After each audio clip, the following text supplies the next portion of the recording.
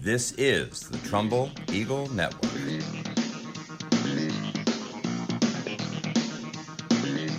It's X's and Petracios, our weekly chat with Coach P. It's week 6 tonight versus Norwalk.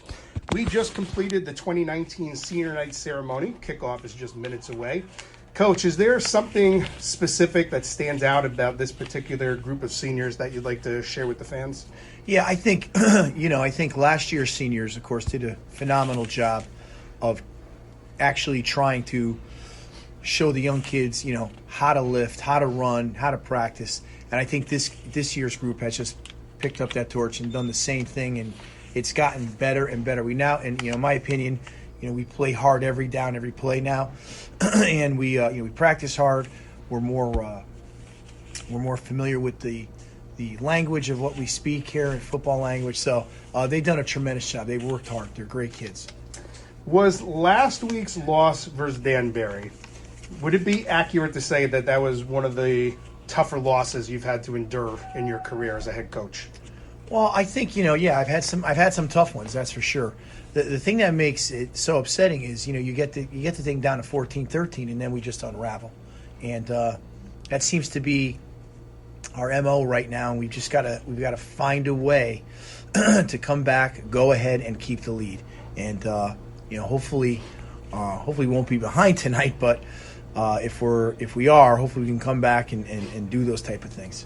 It seemed like pretty similar to Greenwich, where you guys were within one score, and it seemed like you had the momentum going, and then all of a sudden the wheels just came off. Were you able to narrow down anything specific that caused that to happen?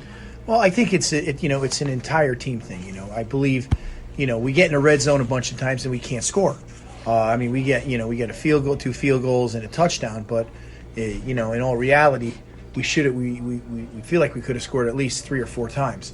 So right now, our thing is just we're doing just enough to lose. We throw an interception, we fumble, we don't make a play, we give up a deep pass. So we're trying to correct that, and the kids have had a great attitude all week. So hopefully tonight it all comes together.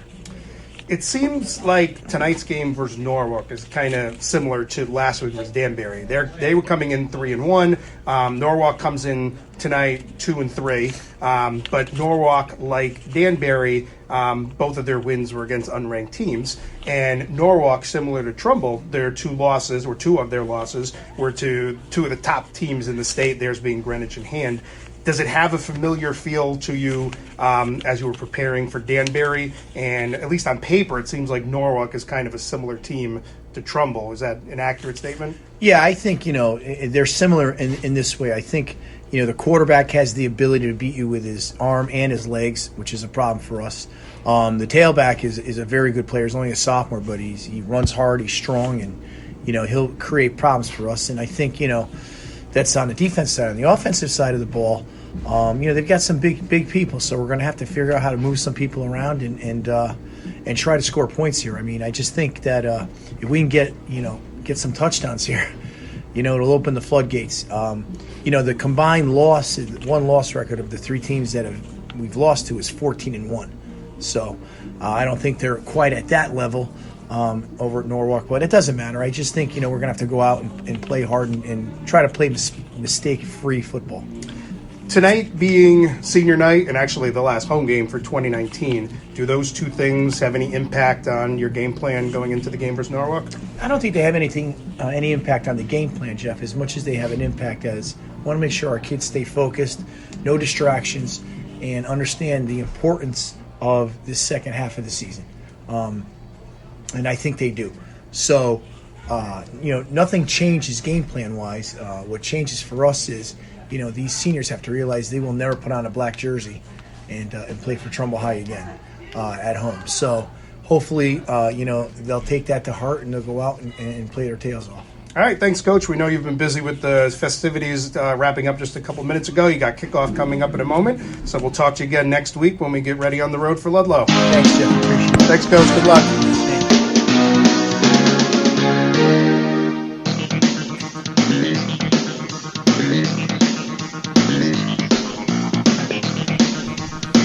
And live from McDougal Stadium, it's Trumbull Eagles football on 10. Tonight, the Trumbull Eagles take on the Norwalk Bears at FCAC action. Good evening, ladies and gentlemen. This is Jeff Alterman along with Aiden Blank and Sawyer Nicholas. Sawyer, last week's game was not a game that Trumbull was expecting to walk away with a loss. I would say that was probably one of the toughest losses for the team to take, especially in the Mars Petrosio era. How do they bounce back from last week's loss to Danbury? Well, Jeff, that's a good question because you're right. It was a disappointing loss for them. I did see them coming into expecting to win, and it would have been nice if they could have picked up that W. But that being said, I think the first thing they need to work on is eliminating the big plays from the opposition because when we saw last week, 3 big touchdown passes that led to scores quickly for Danbury, and that's something Trumbull's going to need to work on tonight because we know this Norwalk team has a lot of speed that they can exploit. Aiden, you and I are both happy to be back in the Trumbull press box tonight. Oh, absolutely.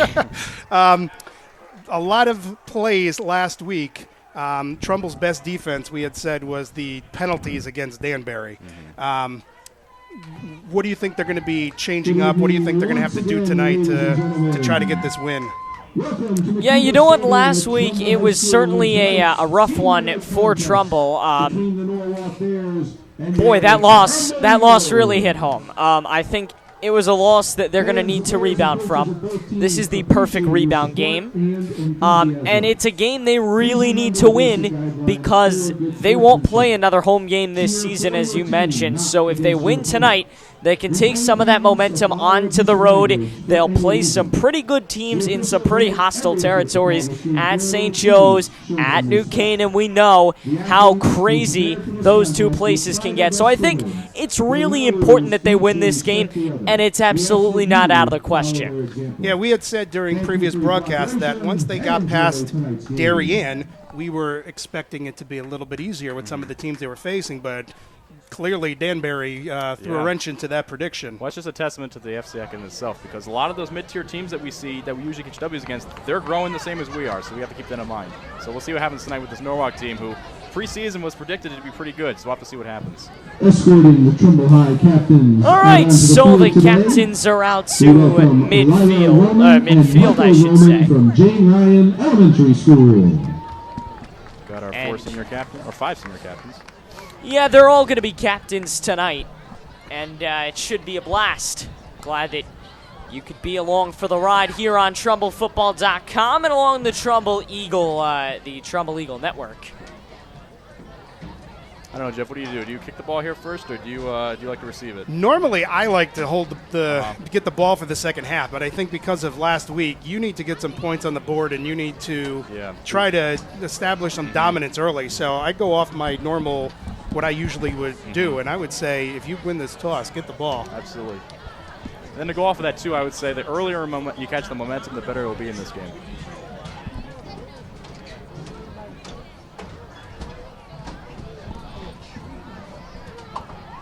All right, we're still waiting. There's the toss right now. See what they decide to do. Out on the field with our Trumbull captains tonight are 2 Jane Ryan students, Lila Roman and Michael Roman. Their mom, Allison Roman, designed the 10 network logo for us. Well, I'll be. That's very good. She did an excellent job, so thank you to her. All right, let's see what they decide to do here.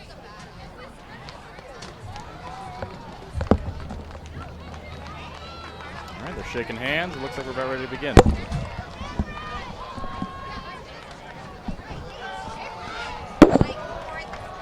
And they look fired up. I like to look at this already. They seem very excited. Senior night here in Trumbull, and we're getting ready for it on the Trumbull Eagle Network.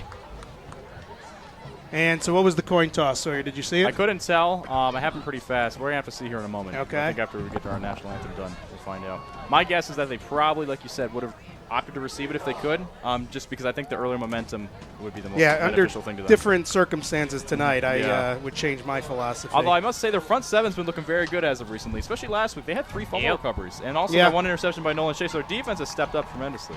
Big matchups around the state as we start to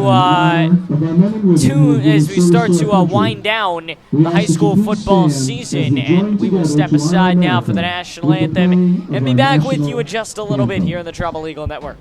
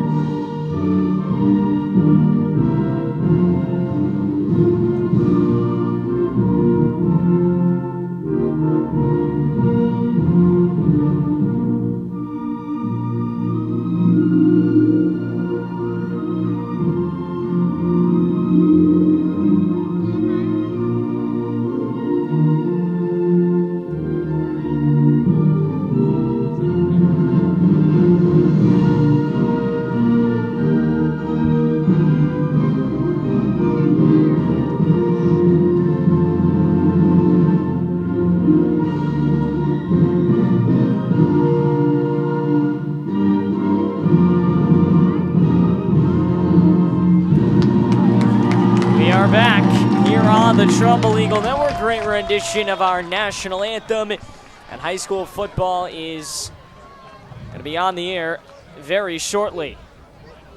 A lot of games going on around the state, guys, tonight. But I would have to say the most gargantuan matchup has to be at Cardinal Stadium tomorrow. The Darien Blue Wave and the Greenwich Cardinals. Neither side has lost a game yet.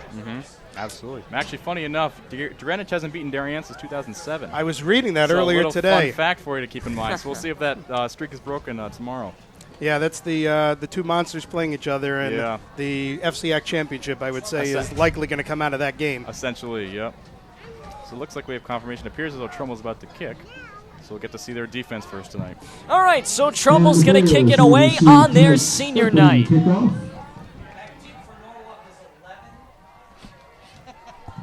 On to kick for the Eagles, number 10, Andrew Illy. Back to return for the Bears. And the number Eagles 11, will Andre kick. Robinson, and number 3, Austin Hall.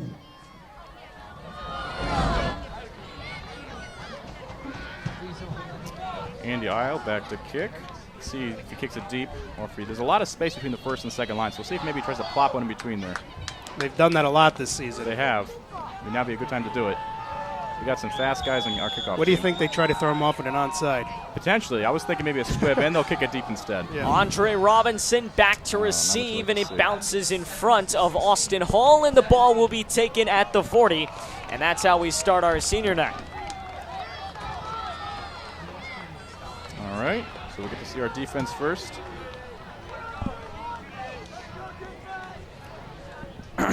Defense will come out first for the Eagles.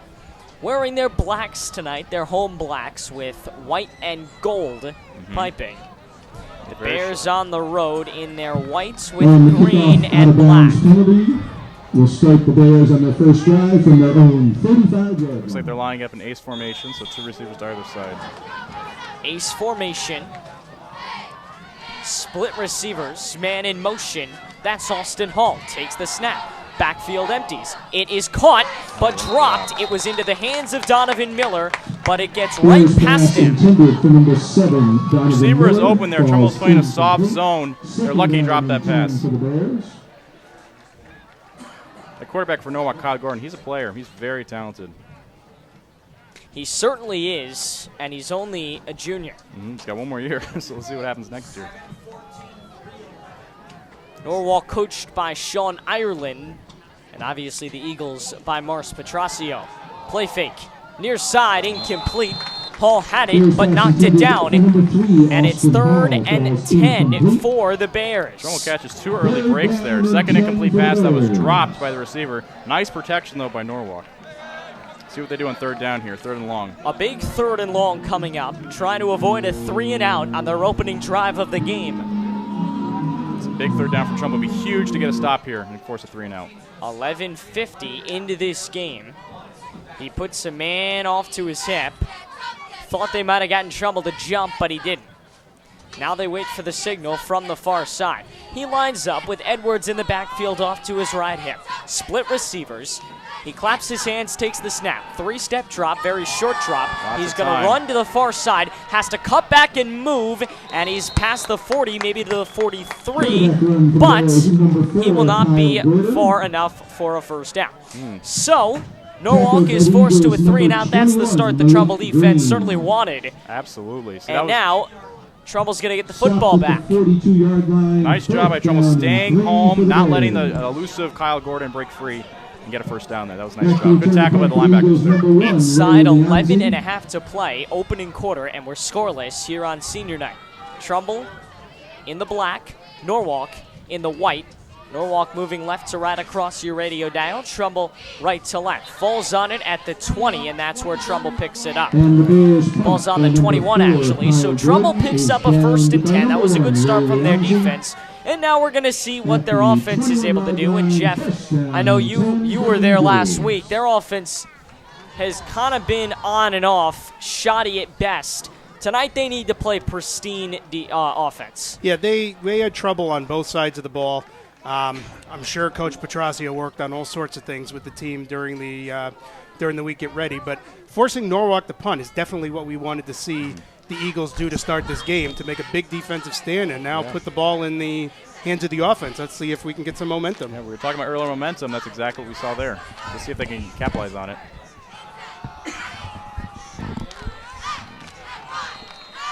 Run to the right by Malik Green. He stopped. Looks like behind the line. Eagles carry number 21, Malik Green. Let's see if they air it out a little bit. They haven't gotten the ball to the receivers too much as of recently. And I see Kyle Atherton one-on-one on the outside. We'll see if they try to exploit that. 10:42 remain, third quarter, opening quarter. And 3 timeouts for either side. I would agree with you. They should start airing it out to start putting the ball up in the air, try to get some momentum moving and get that ball downfield. Safeties are playing real far up. From the gun, Simpson, they long do. ball near side, incomplete. It's through the hands of Ryan Quinn. He's one of the seniors that was honored earlier tonight, as was Riley Simpson. And what you said, literally through the hands of wide receiver Quinn. Yeah. The ball was, Riley had that ball pretty much on target, but unfortunately he couldn't bring it in. Yeah, very typical cover 2 defense there. Safety played over the top. Corner had the flat. They hit him right in the window there between the corner and the safety, but he just missed him. Beg your pardon, Simpson is a junior. He'll be honored next year. That's right. Big third down. Let's see what they do here. Big third down indeed. He sets up with a man off to his left hip. Takes the snap, under nice pressure, play call. short pass complete. It's caught by Green, and he will go all the way past the 30 for a first down. Now I think he might actually be placed on the Just spot. I think he's short. about a yard short. Great play call, though. I love that. Norwalk is known for being very aggressive and very speedy, so hitting that screen pass, letting Malik slip behind those defensive linemen was a great play call. Big first huge decision for Coach Pete tonight. 4th and 1, you're on your own 30. Looks like they're going for it. I would agree with you on that. I think that's the right call. Early fourth down.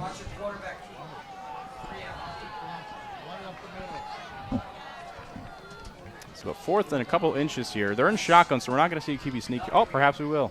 Simpson goes under center. Green in the backfield, motion up on the line, and Simpson takes it himself. Nice. He will be carried by the pile and dive forward for maybe a yard gain and a first down coming up for the Eagles. Give that to the Trumbull offensive line for helping move him across the ball. He was stopped before the line to gain, but the line was able to push him across. That was Trumbull's bread and butter last year. They did those plays quite often, those 4th and 1, 3rd and 1s. Up the middle like that. So they also had a very large guy under center. That is true, too. They got a big guy back there. It makes it a little easier to do, but you're right. He made the sneak look easy, and now he goes out of the gun. On 1st and 10, the ball is on the 32. He takes the snap. The backfield empties. Move to the far side. He passes it complete. He's going to get a couple of yards after the catch. He is maybe a yard or two short. 3rd and 7 or 8, I would guess, coming up. I love that play call there. Trips right, getting really comfortable, rolling out to his right, plenty of protection, dumps off a short pass. Inside 9 minutes to go, opening quarter, and it's Trumbull and Norwalk here on the Trumbull Eagle Network. So glad to have you with us for the final home game of this Trumbull football season. Takes the snap from the gun, pass complete to the near side. It's Dante Valentino roughed up at the 40, maybe a gain of 0 on the play. It'll be 3rd and 1 coming up for Trumbull. Just great pursuit by the Norwalk defense there. He was open, but, man, that defender had great breakdown, finding the receiver in his flat and then catching him. Because he had plenty of space. If he missed that tackle, that would have been gone. 8:15 on the clock. It's 3rd and 2. The ball is on the 41, so they actually lost a yard on that play. Goes out of the gun and now steps back for a second to check the play. So they're going to change things up. They send 1 near and 3 receivers off to the far side. That's where they go. It's incomplete, thrown right into the turf. Didn't take very long. He was a little that was not throw happy. Yeah, that was not a good pass by Riley. Fell well short of the feet of the receiver on the far side of the field. So another similar situation again. It's now 4th and maybe just slightly over 1, but it looks like they're going for it again. Indeed they are. 7:57, the clock is stopped. 4th and 2, ball's on the 41. 3 timeouts on either side. He lines up with a man in the backfield. And he's out of the gun. He takes the snap, Thought about the short pass. Pump fakes. Has to get rid of it. He does. Ooh, it's going to be close. It's complete for Green. Still the ball loose? working. Did he get a first down? Looks close. He bounced off. They're going to have to measure. If he did get it, that's a great job by Malik Green. Keeping the play alive, keeping his hands up so the quarterback could find him, and then working his way forward. That was an excellent job. They roll a first down, and therefore Trumbull is going to get to keep moving. Malik was like a pinball there. He was against the sideline, and he somehow bounced around, and he caught it about a yard short, and he was able to pull it across. So he was a rebounded. pinball. He rebounded after an early hit and was able to get a first down. They send dual receivers near side and a single back set. Out of the gun once again. Simpson, the give. This is Green. Right down the middle. He'll get 7, 8, maybe even 9 out of that play. He goes past midfield. Oh, what a play that was. Malik Green straight down the gut. He has been their rock all season. When everybody else has failed to produce, Malik is that one constant in that Trumbull offense. Now it's on 3rd and 1 and a short pass complete. It's caught by Leonzi, and he falls after a 3 or 4 yard gain for a first down past the 45. So they're down to the 40. Wow, 40. For about the 42-yard line. Wow. Close hash mark. I like this drive so far. Playing within their means, getting easy completions, handing the ball off to Malik, getting their momentum going. And seeing a drive actually gaining yards is something Exactly. it's been few and far between. They're winning on first down right now, which is huge in a game like this. 1st and 10, moving far side. It's complete, a first down. Ryan Quinn gets out, and the seniors continue to produce on this opening drive. After missing that ball earlier on the drive, he made a great catch there for the first down. I like how Riley's spreading the ball around too. That's the 4th receiver now he's targeted. You have to target Kyle Atherton does, so wait for a big one to hit over the top. And he's not only spreading the ball around, he's moving his feet. When he's getting pressured, he's moving out of the pocket, but in a sense to find an open man to actually make the play happen. Much calmer tonight. 1st and 10 once again. They keep converting, complete to the outside. It's caught by Kyle Atherton for a few yards. That's our 5th receiver for the night, so that's fantastic if you're on the offense here. You want to spread that ball around. Make the defense cover everybody and not just focus on one player.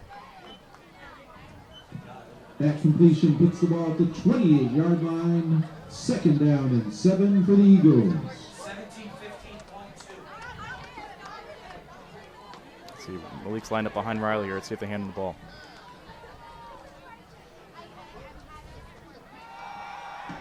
Riley drops back to pass, scrambles up the middle, and looks like he might have caught a first down there. That looked like it wasn't a design quarterback run, but he quickly read the defense and read his receivers. It became one real quick, didn't it? Made an adjustment and quickly took off, but it worked. So something about tonight, Riley has certainly found his element a little bit more. He seems much more comfortable. Like you said, he's moving his feet. He's reading the defense. He's understanding what he needs to do. I'll tell you, last week, Jeff and I didn't hesitate to get on him. He was a big problem for them last week. Couldn't throw, couldn't run, couldn't do much. But he's got a chance to redeem himself on senior night this week. 5:14 to play. First quarter, we're still scoreless. On Trumbull's first offensive drive, they're eating up time, they're eating up yardage. It's another quarterback sneak. Like Did he get it? We're going to wait for the signal. Referee comes in, looks down, comes away close from the pile, and it's very close. Might get a measurement. It looks like they're signaling he got it. First down. They did get it. So another close call and another Trumbull conversion, and it's 1st and 10 once more for the Eagles. This time now they're officially in the red zone. Ball is placed on the 20-yard line, maybe just half a yard outside, but essentially in the red zone now. The drive keeps moving, and this is exactly what Trumbull needed to do. Absolutely. 4:47 to go. Opening quarter, and we're tied at 0. Split receivers, including Dante Valentino to the near side, and Riley is wrapped up all the way back to the 30 on a 1st and 10. It's going to turn into 2nd and long. First mental error there by Riley. You can't take a sack when you're that far into the end, that close to the red zone there. Got to get rid of the ball there, avoid the big loss. Now they're stuck with 2nd and long. Earlier in the game when he was getting a little bit of pressure, we were saying he was moving out of the pocket, trying to find the open receiver, but that time he just got swallowed up really fast. Yeah, they got right through there. It might have been a design screen. Couldn't quite tell. Malik was going out for a pass. I don't think Riley saw him quick enough, and at that point he was already too late.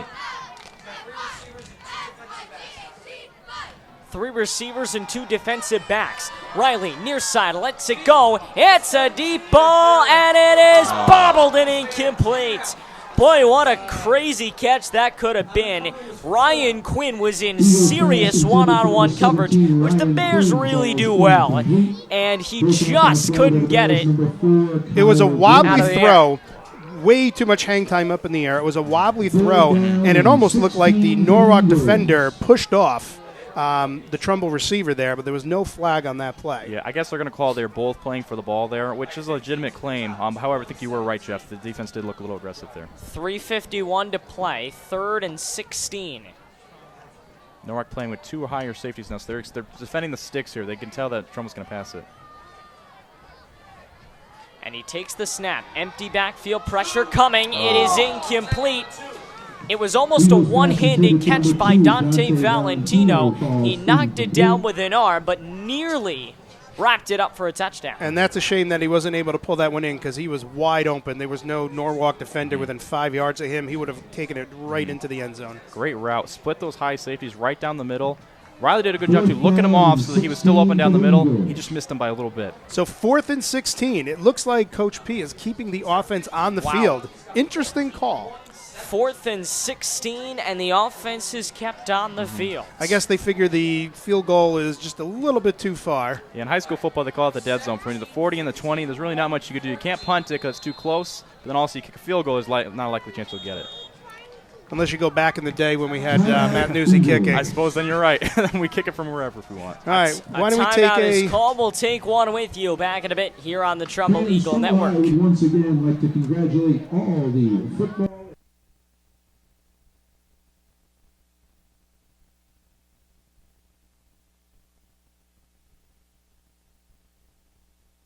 Number 10. 145 over 92. 180 over 111. I had a heart attack and a cardiac arrest and then a stroke. Your blood pressure numbers could change your life. Lowering your high blood pressure could save you from a heart attack or stroke. If you've stopped your treatment plan, restart it or talk to your doctor about creating one that works better for you. Start taking the right steps at manageyourbp.org. Now I'm, trying to get better, stronger than ever. Brought to you by the American Heart Association, American Medical Association, and the Ad Council. We are back here at McDougal Stadium for 4th down for Trumbull. Same defense by Norwalk here. 2 high safeties. They're defending the sticks again. 4th and 16. Riley from the gun, on the move, and he's sacked. All the way back at the 40, and Norwalk forces a turnover on downs. They're going to get it right back, and Kyle Gordon certainly appreciates the help there. So Trumbull with the strong drive took it down to the 20 and gave everything back that they had. Norwalk came up with a big stop at the end when they needed it. So now it's back to the Trumbull defense to try to stop Norwalk and get the ball back in the hands of Riley and the offense. Unfortunately, it's been the story of this season. The offense has just come up a little short. They're relying a lot on the defense again. Gordon sets up to throw, complete, and drop to the outside. The Norwalk receiver that time, he was wide open. Hit him right in the chest. He wasn't able to bring it in. 3:35 to go first quarter. Again, no score. Norwalk has the ball on their own 38-yard line, middle of the field. Canaan a lead on Staples 7-0, 3:32 left in the first quarter. That's a big game for the Wreckers. It is homecoming. It is a statement game. As Gordon goes in the shotgun with 3 receivers to the near side. He hands it off, running and weaving and bobbing to the outside with a first down and more to the 46. And that time one of their big guy, Cameron Edwards. The Norwalk running, the Norwalk runner that time, he was looking like a pinball bouncing around picking up yards. He sure was. Ball onto the Trumbull side of the field now. It's another give for Edwards. And he picks up about 8. Short of the first down marker. Ball is inside the Trumbull 40. Both teams starting the plays very quickly, not waiting for much of the clock to go down. No. Trumbull's defense, they got to stay outside. These defensive ends are crashed in so quickly, it's giving their running back a chance to get outside. Got to keep contained. He puts 2 to the near side. Play fake. Gordon can run. Gordon will run.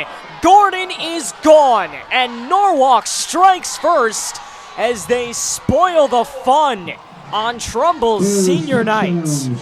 That was not expected. Sure was not. Trumbull had 3 guys with a chance to put their hands on him. He just was too fast. He stuck his arm out, was able to sneak to the outside, catch the sideline, and once he caught that sideline, no one was catching him. One of his biggest talents is that Kyle Gordon can just take off from about anywhere and run it in, and he does. 6-0, the Bears lead.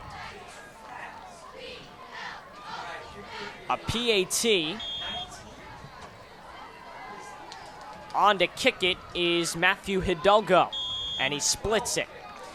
So Norwalk is looking to spoil the fun, and so far they have. They lead it 7-0. When do we get back? Here on the Trumbull Eagle Network. Hi, this is Chris Carbonera, the head coach of the freshman Trumbull Eagles, and you're listening to 10.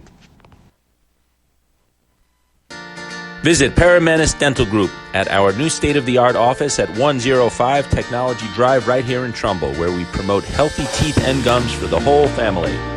Call Paramenis Dental at 203-459-8990 and visit us online at paramenisdentalgroup.com. Back here at McDougal Stadium. So just when we thought after the offensive drive by Trumbull that they were going to have some momentum, they were going to be playing strong, they were going to be doing what they need to be doing, they give up a touchdown on the subsequent drive by Norwalk. That was just a case of one guy being faster than the other. That's all it was. He just was able to stick his arm out, like I said, catch that sideline. He was fast enough to make it to the end zone. It's not for Trumbull. Game's not over. Don't get your head, down. Yeah, make way sure early in the game. Exactly. We've tended to see that to keep your head into it. You still got a good shot, and they see what their offense can go out there and do.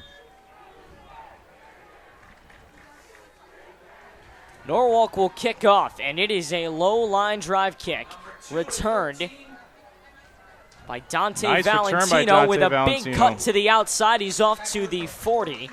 First down coming up for Trumbull, and now the offense has been put on notice. They need to score, and fast. And that was a good run back. Sets the offense up so they have only about 2/3 of the field to drive down. Exactly. Let's see what Coach Moore's got up his sleeve here to build off the positives from the last drive and try to shake off some of those mistakes that they had made. Yeah, he's been very creative as of late, and I like his play calling. It's just unfortunately sometimes the players just aren't quite executing it the way you need it to. They were forced to turn it over on downs on their previous possession on 4th and 16. Now on 1st and 10 on their second possession, it's Simpson with a handoff for Green and a first down as he slides to the 50. A first down at midfield coming up for Trumbull. He was taken down. His head moved back a little bit. I don't think anyone got the face mask or anything like that, but his head did go back. Ball right on midfield now on the 50-yard line. Yeah. He does run tall, so I think that was part of the problem is they were able to get their hand caught in his shoulder pad and brought him down kind of awkwardly. The ball's on midfield. I'm waiting for them to look at this Kyle one-on-one with this number 9 here. Down the bottom of the screen. Safety's playing over high in the center of the field. So we'll see if they're able to notice that. They have one back offset. Takes the snap. It's a toss. Green running outside 50, 45, and he's run out just before the 40. Probably going to be a yard or two short of that first down. I think you're about right. I think you got about 9 yards there. Nice run, though, again. See, when they get Malik moving, the whole offense flows better, so I like what they're doing trying to feed him the ball. 2nd down and 2 for the Eagles. 2nd down and 2 for the Eagles. Decent crowd tonight. The Black Hole in full force. Giving away T-shirts. We were able to snag a couple from them. Again, the back is offset, so they only send one receiver to the near side. They hand it off. Green's got a first down and more. Muscles his way past the 35 to the 32. First down, Trumbull. I have to say, one thing that I am seeing that I'm liking is the running game tonight. Even in the other games, the best they were able to do is pick up a couple yards, chip away here and there. But they've got several runs of 10 yards or close to 10 yards or more. Absolutely. They're getting creative with their run plays, too, so they're in a little outside zone. I saw a pitch play in there. So they're getting, and they also threw a tight end in as well, which I like. Same formation for 3 straight plays. 2 backs, and it's again Green, this time straight down the middle and met at the line of scrimmage. Maybe even a loss. That was a late whistle on that. He was swarmed by the defensive players. His momentum was stopped for a few seconds. Forward progress was definitely stopped at that point. And they did not blow that whistle until he was being thrown to the ground. That was I'm not sure I like that myself. Yeah, I agree. We do not want anyone getting hurt on either side of the ball. Especially not if it's your star running back. Yeah. That's the one you need for sure. Green in the backfield on 1st and 10. Simpson out of the gun, takes the snap. Oh, this time he'll throw. That's what we were looking Deep for. Deep ball, near side, complete for Atherton. The senior strikes touchdown. Fantastic play call there. I told you that earlier. That's what they were thinking of doing. Feed the ball up the middle, get those safeties to play up, linebackers come inside, leave your best receiver one-on-one on the outside, and they hit him over the top for a touchdown. Excellent job. That was probably one of the best passes and catches we've seen so far. Absolutely. Riley trying to throw it deep. It was one of the first time that they actually connected. Absolutely. We had him beat by probably 3-4 yards. That was a great job, Riley, finding the receiver, making sure it was catchable, and Kyle making an adjustment to it and getting in the end zone. And just like that, Trumbull's right back in it. And the extra point is good. Extra point is good. And we will be back momentarily right here on 10. Hi, this is Coach McRae. You're listening to 10, the Trumbull Eagles Network.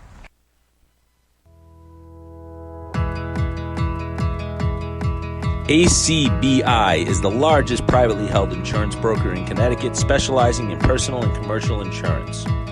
Contact Sean Rabinowitz today at 203-418-4192 or visit him online at acbi-ins.com.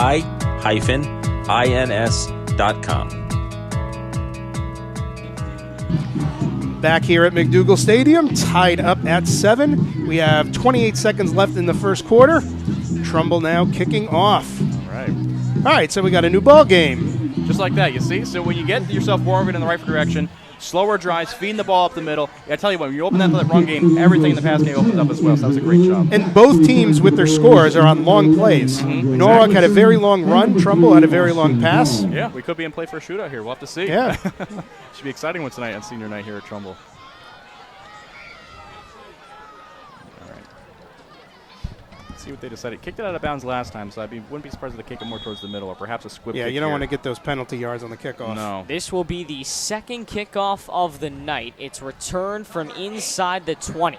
He's going to move to the near side, past the 15, past the 20, 25, 30, and he's past the 30 to the 33 for a first down and a flag. It was a little bit of late talking and pushing and shoving between the two teams.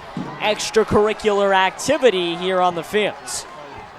I would actually have to say, not just being the Trumbull guy, the Norwalk player seemed to be the instigator there. Yeah, was the instigator, and the Trumbull player kept his back to him and kept walking off. did. That was very good that he kept his cool on that. That was actually Jack Ligori, and I got to say, he made a fantastic tackle on that play from the opposite side of the field, chased him down around the field, caught him from behind. That was a great tackle.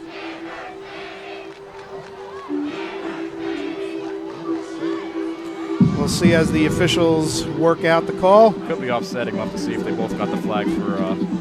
Coach P trying to get his opinion across to the officials who are about 10 yards away. Yeah.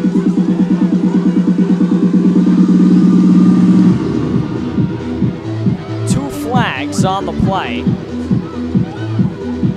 And it looks from the looks of Petrasio's conversation with the referees, it looks like these are going to be offsetting penalties. Yeah, he does not look like a happy camper right now. No, I'm sure he's not, because I didn't really see Trumbull do anything wrong there besides get hit from behind. Well, there was a shove. There was at least one shove that came back there. Norwalk was the ones to start it, but Trumbull did get caught up in it a bit. Yep. So offsetting penalties, I would say, is probably fair there. Yep. Well, no harm, no foul. We'll continue on with the game. That's what you get for not being on the field, I guess. We don't hear the word spread, so we'll have something to say. I guess we don't know. 2:04. beg your pardon, 20.4 seconds remain. Trumbull with 2 timeouts and Norwalk with 3. All right, we'll see what Trumbull does here. Hopefully they can stop the run a little better than they did last drive.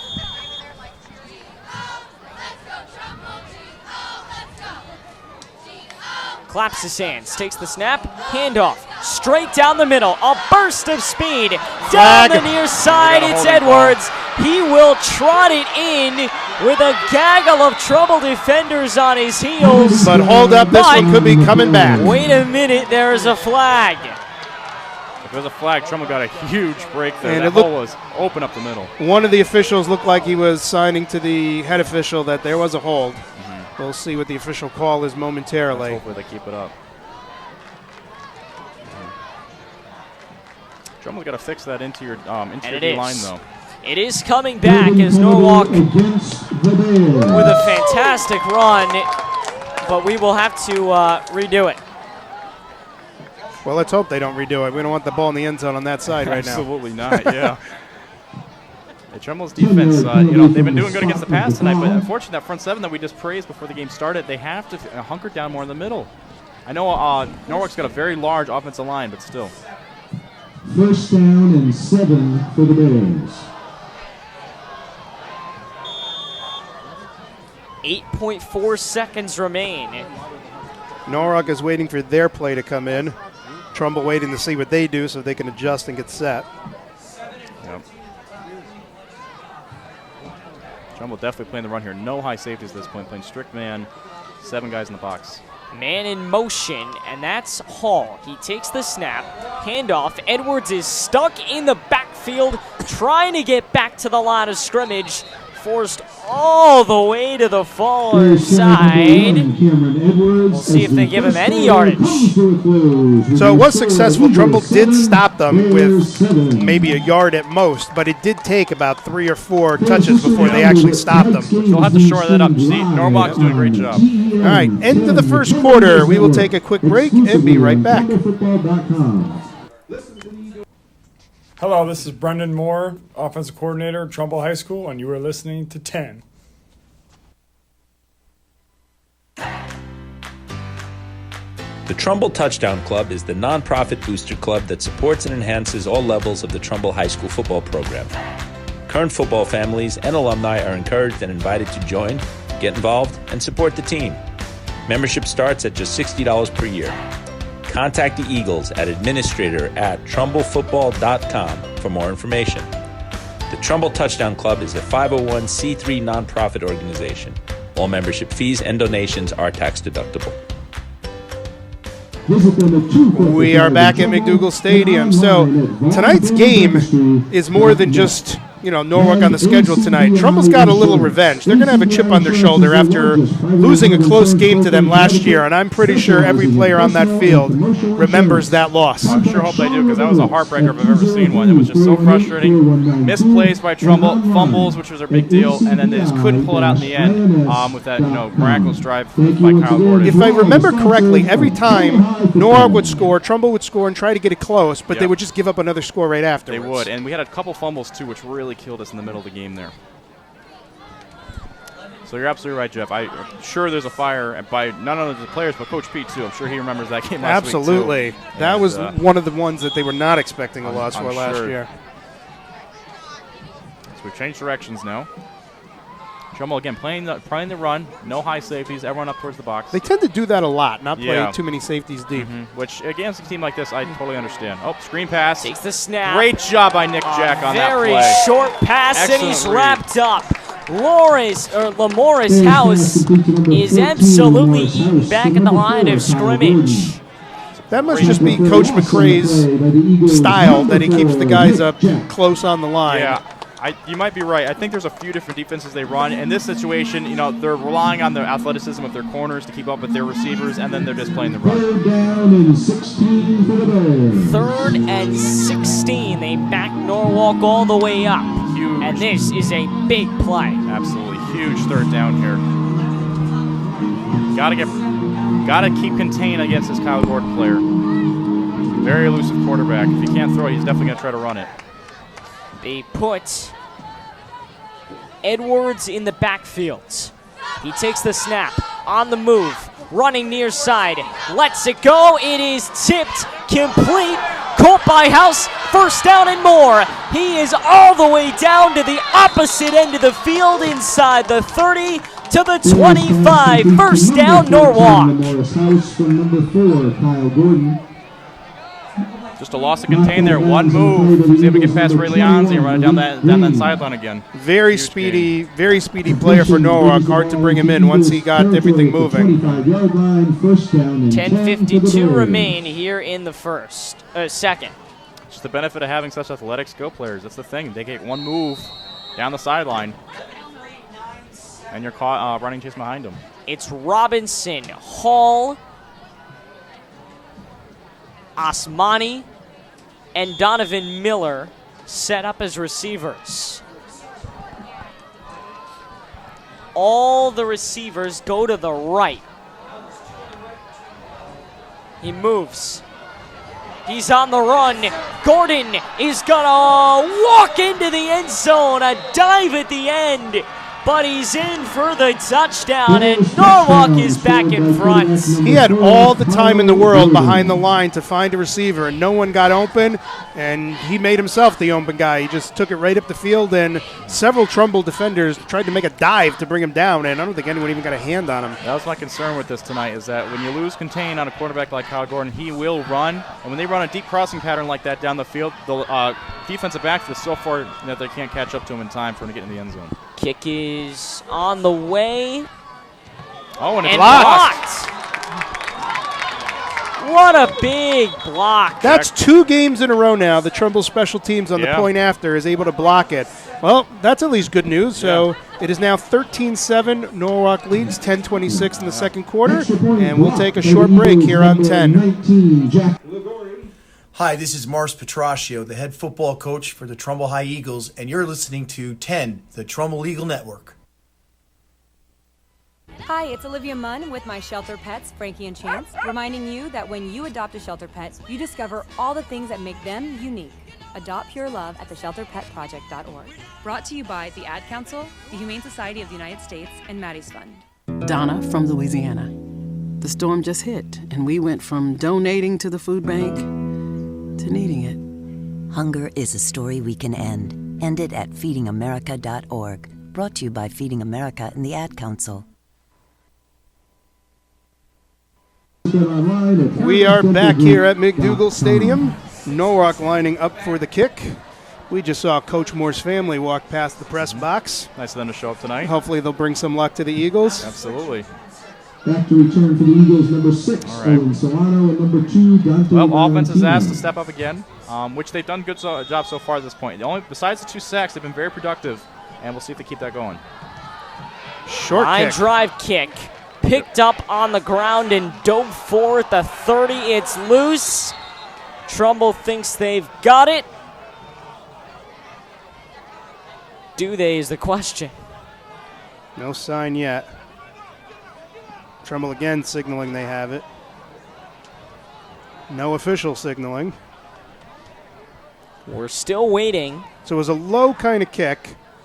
Okay, they Trumbull kept ball. They kept it. It was a low kind of kick, and the Trumbull receiver that was back had to move over to get the ball, and it looked like he fell on it. I don't know if he bobbled it a little bit and it came loose, but the Norwalk player had a chance at it. It's Jack Gordon with the cover. I got to say, if you're going to call a special teamer of the week, this would be him. He's made a great tackle on kickoff. Now he's recovered a squib kick and made a block on an extra point. So he's done a great job to this point.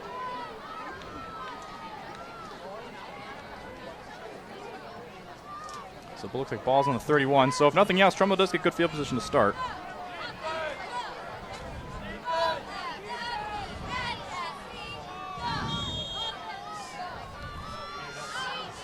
First and 10 for Trumbull at their 30-yard line. Here's the handoff. Green to the near side to the 35 and a couple yards. Eagles carry number 21, Malik Green. Knocked out of bounds for the Bears, number 43, Drake Lozano. Nice gain from Malik, getting shaped to the outside, but finding the sideline. Able to get it. Oh, very nice gain, about 5 yards. Didn't look like he got that from where we're sitting up here. Second down and 5 for the Eagles. Looks like they changed coverage on Kyle now. New corner on him.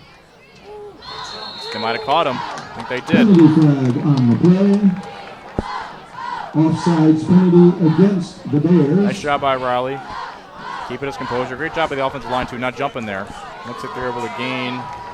They were working in practice last week and again this week on changing up the snaps for that intention to try to catch them off guard. So every drive they were switching it up. Absolutely. When you have a quarterback who's getting a lot of pressure on him, a good way to get the defensive line off the jump of the ball is to change the snap count, which sounds like that's what they did. 10-16 to go. He takes the snap. No drop. Complete to the near side. It is caught by Kyle Atherton and a couple of yards after the catch. Yards after the catch has been really important tonight for Trumbull. They have gotten a lot of extra yardage because of faulty Norwalk tackling. When he first had hands on him, he was able to drag the player for another good 5 yards. Yep. 13-7, the Bears lead. They missed an extra point on their last touchdown. Both teams trading touchdowns early in this one. He takes the snap and a handoff, and Green to the near side. Past the 40, past the 35, to the 30. No, a little short. To the 32 when he's run out of bounds. Nice run again. These outside zones are working perfectly for him. Malik is a little short, so it'll be second down. The more they can get these runs plays going, like I said, the farther the safeties will play up, the better chance they have for another deep pass, which I think is what they're setting up for again. Looks like he got a first down on that, too. Nice job. They'll call it 2nd and 1. Oh, looks like we got a first down. They send 3 receivers off to the far side. Wait a second. He's going to look over to the sideline and get the call. And from the gun, he sets up with Green in the backfield, his trusty sidekick. Takes the snap this time. He'll throw it incomplete right out of the hands of Atherton. Just a little too high for him to make the catch. He dove, he tried to catch it, and it went out of bounds. Comeback route there, so Kyle and Riley have to be timing on that. So Riley's got to get the ball as soon as Kyle turns. Do it a little late on that. I do like how they were going for the very fast pass to try to catch Norwalk before they could adjust. Absolutely.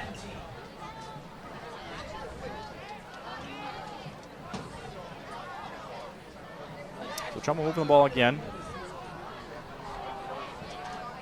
Norwalk at 2 high safeties, so probably a very basic cover 2 here if I had to guess. Which means the middle of the field should be open. It's complete to the near side, spinning to the 20. First down and more. Once again to Kyle Atherton. Yep.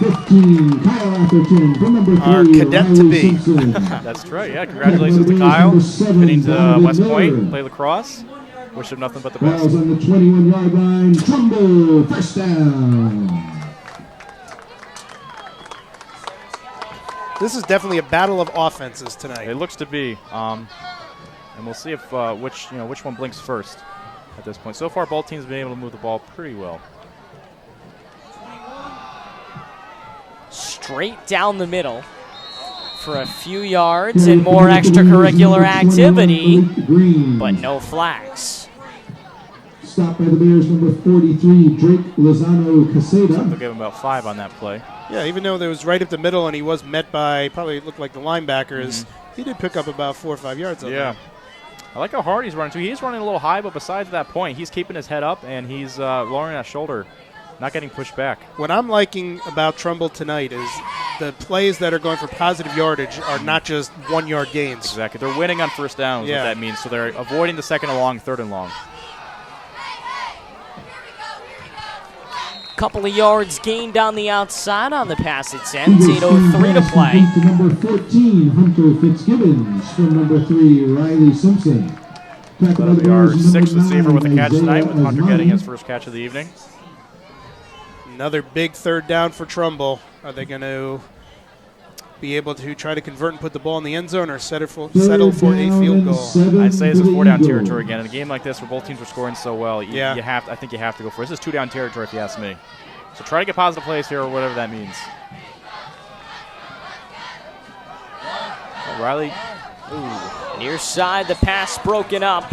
That he was lucky that was not picked off. That was thrown right in the hands of the Norwalk defender, but he was making sure the pass was deflected and stopped as opposed to picking it off. Looked like he was thinking of taking it down and running with it, which actually might have been a good idea. Couldn't quite tell how many yards he had in front of him. But regardless, you're right. He was lucky that was batted down and incomplete instead of intercepted. So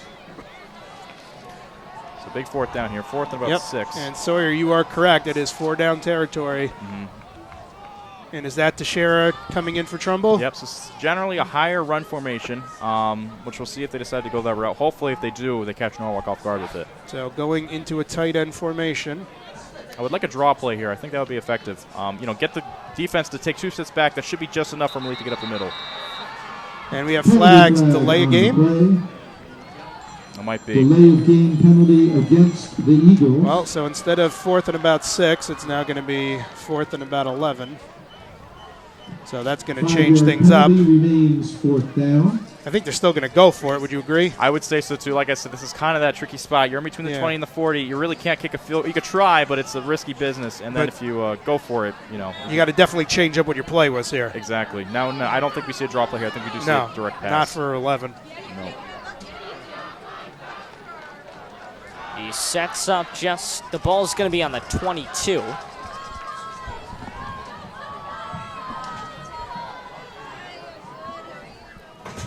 Out of the gun, takes the snap. Plenty of time. Deep ball, end zone, just incomplete. Atherton made a leaping attempt, but he couldn't get it. The Norwalk receiver was playing the ball. Kyle kind of snuck up behind him and went around him and got in front of him and beat him for the ball, but I think it was just a little bit too far. Yeah. Heck of an effort, but he was not able to bring it down inside the end zone. You're absolutely right. All right, so another drive where they did move the ball. Yep. Did not come away with points. I think they definitely need to stop Norwalk here. Otherwise, 7.5 minutes to go. We have 7:21 exactly. You don't want them to eat some time off the clock and go up by 2 scores. Definitely not. So Trumbull's defense has to hold up here. Don't let Norwalk win those first down plays. Force them into long down situations. And play contain on that quarterback. It's their biggest moves here.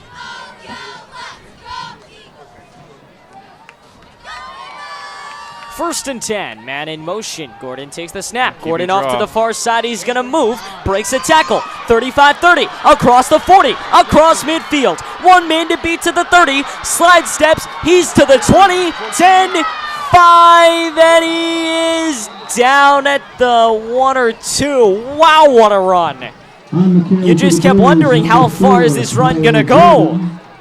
Was that Malik that was trailing him? He did chase him down, yes. Thank goodness for him. Otherwise, that absolutely would have gone to the house. Malik was about to get his hands on him, and I'd say around the 20-yard line. Yeah. But the Norwalk player just did a little jig move and threw off Malik, who couldn't keep up with him. So hard to chase down a guy in open field like that, because any which way move he's going to take, you're going to be on your back, just trying to catch him.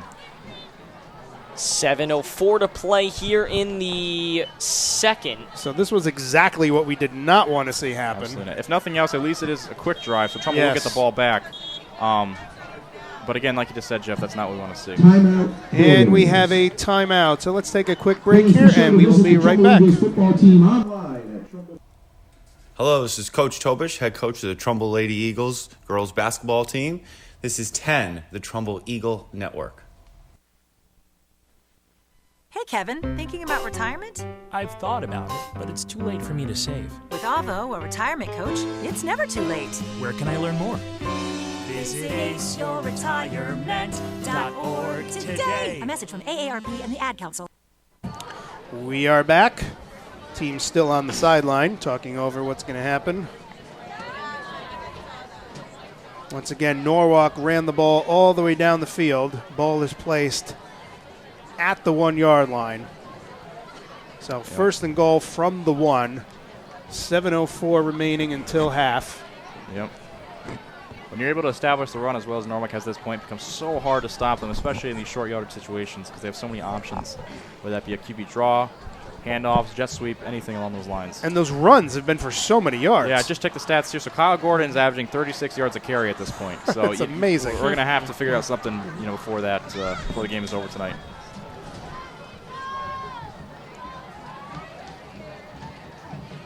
Keeper. Down the middle. Looks like they got it. Touchdown. Yep. We'll see. Wait for the signal, and he got it. So touchdown Norwalk.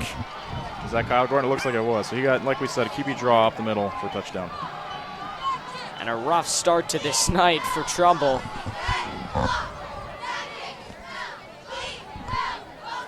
It's just so tough when you're playing a spread team with a quarterback who can run. Most of the time what you'll see is the defense will end up playing farther off the defensive backs, with the the deeper routes that are being run, and then the linebackers aren't quite fast enough to catch the quarterback. It's almost like they need someone in the secondary to just spy him the whole game. Which I wouldn't be surprised that's an adjustment they make. They have to find who's their fastest guy. Perhaps that'll be Malik, which would be a shame to take him out of coverage, just to cover and just watch Kyle Gordon so he doesn't end up gashing him like the way he has. And that was one thing Coach P was talking about was the legs on the quarterback. Mm-hmm. You have to be prepared for both his legs and his arm. So Norwalk going for 2 since they missed the point earlier. And they got it. It is good. It looked like it was broken up, but they got it. So they get that point back that they missed earlier. So it is now 21-7. Norwalk leads. Exactly 7 minutes left. And we will be right back here on 10. Hi, this is Gary Kunshaft, Daniels Farm Elementary School Principal, and you're listening to 10, the Trumbull Eagle Network. Go Eagles. We are the boy band. Your tween made you see. We are the boy. It's painful concert number 3. We are the boy band. We're 5 and 19. We are the boy band. Always singing on key. You love your kids enough to take them to see their favorite band. Love them enough to make sure they're buckled up in the back seat. Show them you love them. Keep them safe. Visit nhtsa.gov/the right seat. Brought to you by the National Highway Traffic Safety Administration and the Ad Council. Back here at McDougall Stadium, awaiting the Norwalk kickoff. All right, so if you're Trumbull here, you really got to come away with some points. Absolutely. Just to keep up, because at this point, I'm not quite sure I can guarantee Trumbull's going to be able to stop Norwalk, from scoring any more points. So you got to make sure you keep up here. Trumbull does get the ball though at half, which is nice. So we do got that to look forward to. Yes. But they can put some points on here. Short kick. Bobbled. And I think Norwalk's got it. It's on the 45, and he's got it. So Norwalk had a short kick. The Trumbull player bounced off of his chest, and then as it went forward. No, it's Norwalk ball. Right. Yeah. So the ball bounced forward, hit on looked like the back of a Trumbull player, I think. I think it went through the arms of one of our returners. And they were not aware of what was going on because they were looking to make their blocks, and the Norwalk player fell on it. So essentially an onside kick, not designed to be one, but came out that way. So once again, a worst-case scenario. If Norwalk puts points up here, this is a whole different game. Backbreaker. We've had that happen quite a few times this season. Just cannot seem to hold on to the ball when it's kicked to us. And like what Coach P was saying with the mistakes. Mistakes are huge. Gordon off to the far side, steps up. A baseball pass complete. There's a flag, Did he stay in bounds? It was complete for Andre Robinson. It's in the backfield. It looks like it might be a hold. We shall see. Would be another, huge break for Trumbull here. It looks like it's definitely against Norwalk. Mm-hmm. Could be too many. Illegal? Is that a legal man downfield? Could very well be. Yeah. Against the Bears. So that's a huge break for Trumbull again, but they have got to shore up this defense at some point. So I believe it was an illegal man downfield, so that'll negate the catch and move them back.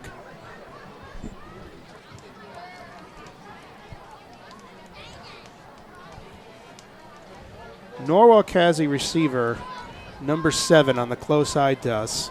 Not a very tall guy. He's very fast, though. But with the green and white, I feel I'm looking at Wayne Corbett. Oh, yeah. You might be right. The small receiver, but gets the job done. Absolutely. Yeah, we see a lot of those now, especially in football. Don't got to be the biggest guy. Don't got to be the fastest guy. But if you're athletic and able to get your job, then you should be okay.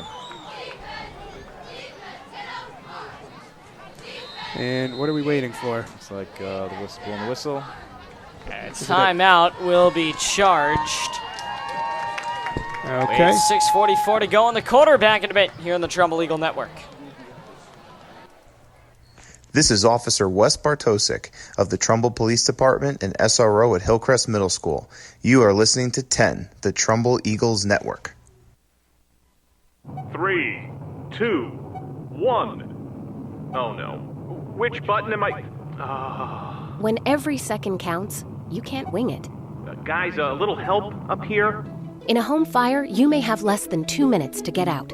So make a family home fire escape plan. Then practice home fire drills at least twice a year so everyone knows what to do when they hear. Prepare your family at ready.gov/fire drill. Brought to you by FEMA, the Ad Council, and Make Safe Happen. Teams are coming back out onto the field. Ball is right at midfield. Negates that catch that was down to about the Trumbull 20. Yeah.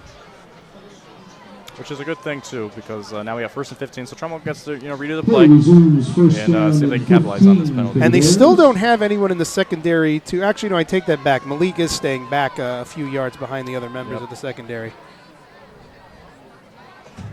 Trumbull switched to a 4-man front. Trying to account for this run.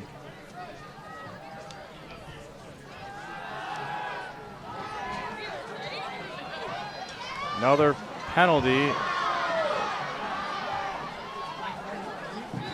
Penalty flag on the play. So Norwalk, short handoff, takes the ball down with another flag. Yep. Regardless of the flag, Norwalk is doing a fantastic job blocking for their runners, receivers.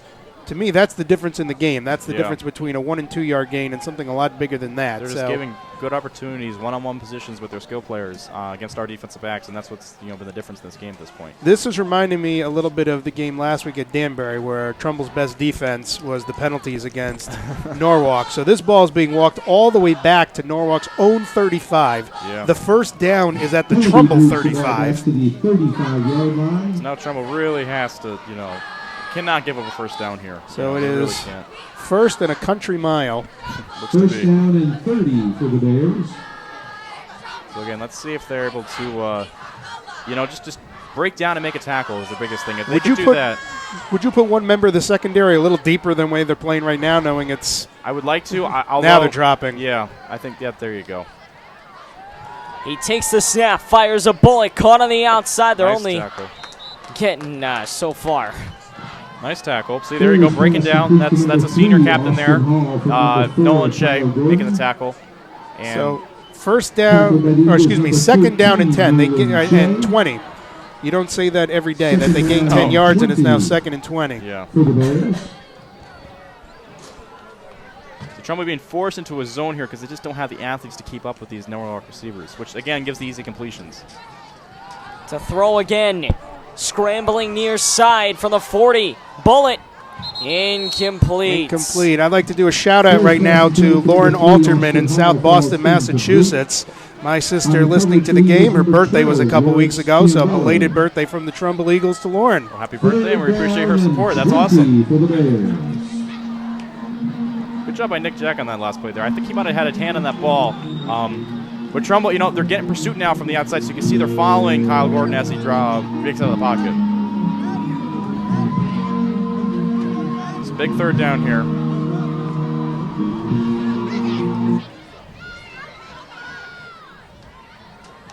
He takes the snap. Backfield empties.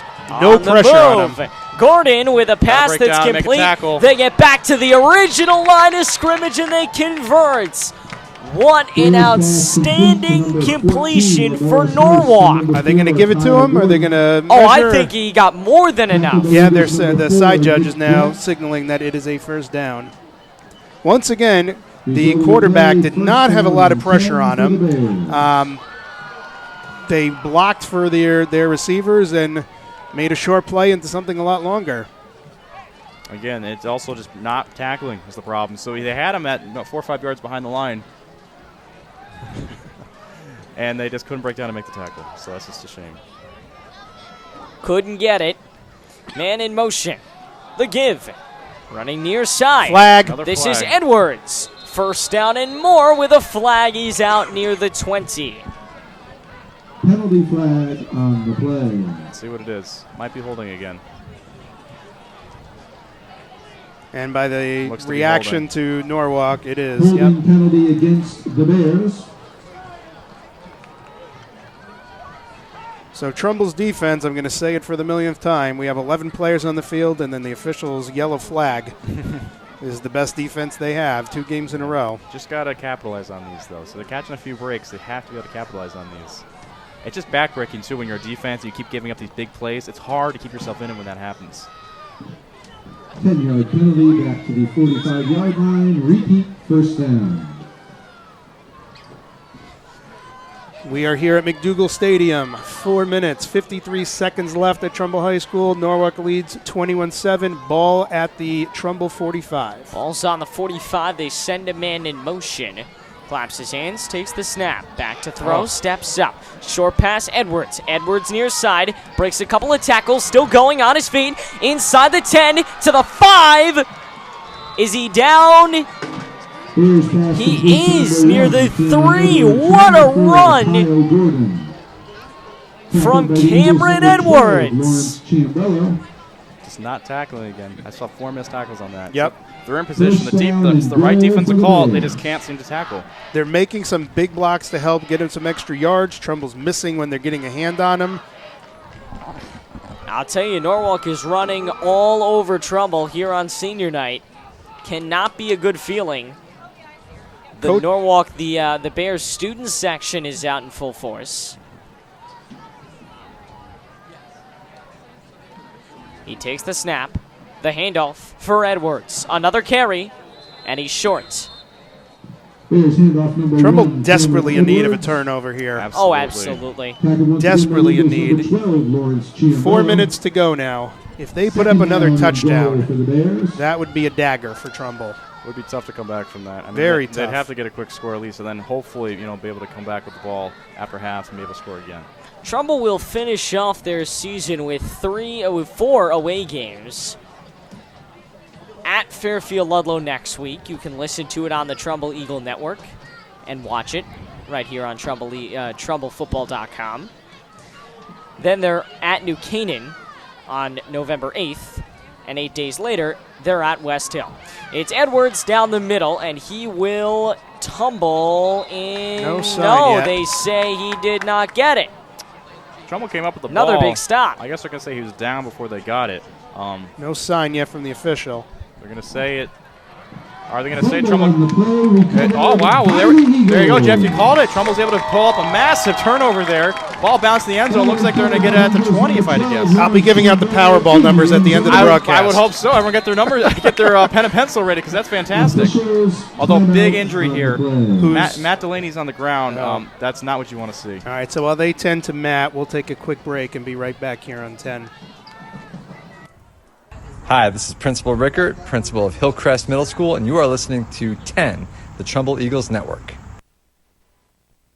To protect her home and family in a disaster, Karen was willing to wade through water, mud, and insurance paperwork. Yeah, I can do this. You go, Karen! By simply understanding and updating what her insurance covers and doesn't cover now, she'll be better prepared no matter when disaster strikes. Learn other simple ways to protect your home and family before a natural disaster at ready.gov. That's ready.gov. A message from FEMA and the Ad Council. He is up and walking off to the sideline under his own power, so that is definitely good news. He's one of our star senior captains, Matt Delaney. Offensive line, defensive line. If all the defensive linemen for tonight, he's been the one that has caused the most pressure. Really just a simple bull rush, but he's doing a great job with that. So it looks like he seems to be okay, jogging off the field. He trotted a few steps there, so that's definitely good. Per high school regulation, you have to take a play off. I'm not sure if he starts in the offensive line. I do know he starts on defense, and he does a great job when he's out there. 2 tight ends now for Trumbull. See what they decide to do here with that. Oh, Malik Green and a quarterback. Oh, they go back to this Wildcat. Back to the Wildcat. End around. Near side Leonzi, and a few yards picked up. Last 2 weeks, they were working on a lot of those Wildcat formations. Yeah. Very effective, though. Again, see, they're getting positive plays on this. Problem with passing on a first down is you run the risk of throwing incompletion, getting caught in too long and down situations, which you want to try to avoid. So that's a nice play call there. Penalty flag on the play, holding against the Eagles. So the ball will come back after that penalty. And just as quickly as the momentum's in our favor, it can be taken away. Easy come, easy go. Yeah, exactly. So it looks like we'll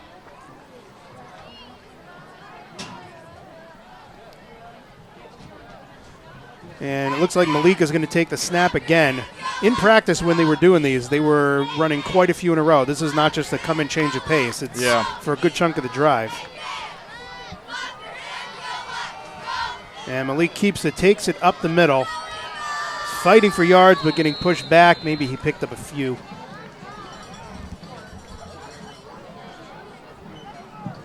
Still going to be long number of yards till the first down.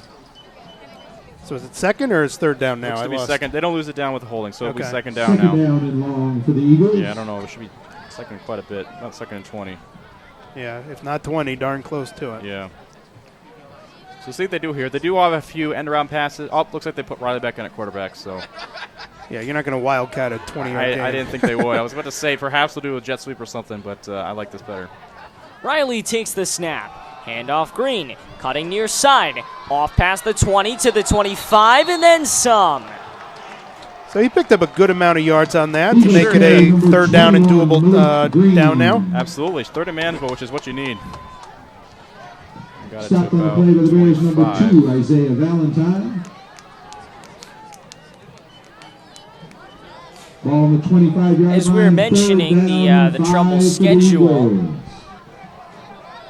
it'll be at Ludlow next week. You can listen and watch right here in the Trumbull Eagle Network. We'll be syndicating a feed from my Falcon Sports Network, so should be a blast. And then we will also have coverage of the New Canaan and West Hill games, as well as the annual Thanksgiving game. Pass to the near side, complete. Made that in traffic. That was a very nice catch on the sideline. Using his big body, boxing out the defender, making the catch up high. So nice high point by Riley there, getting both feet down and then getting the complete. So that's second and 20. They did convert. Very nice drive so far. Let's see if we can keep it going. We have a minute 50 left to go till half. From the gun, split receivers, takes the snap. Lofts it near side. That's going to be a flag. And a flag. Kyle Atherton was going down for the pass. He had the defender beat, but the defender essentially tackled him before the ball even got to him. So clearly a pass interference. So that will move the ball for Trumbull. This shows how savvy a player Kyle is. You know, he realized the ball's probably a little out of his reach, played the defensive pass interference, and was able to get the call.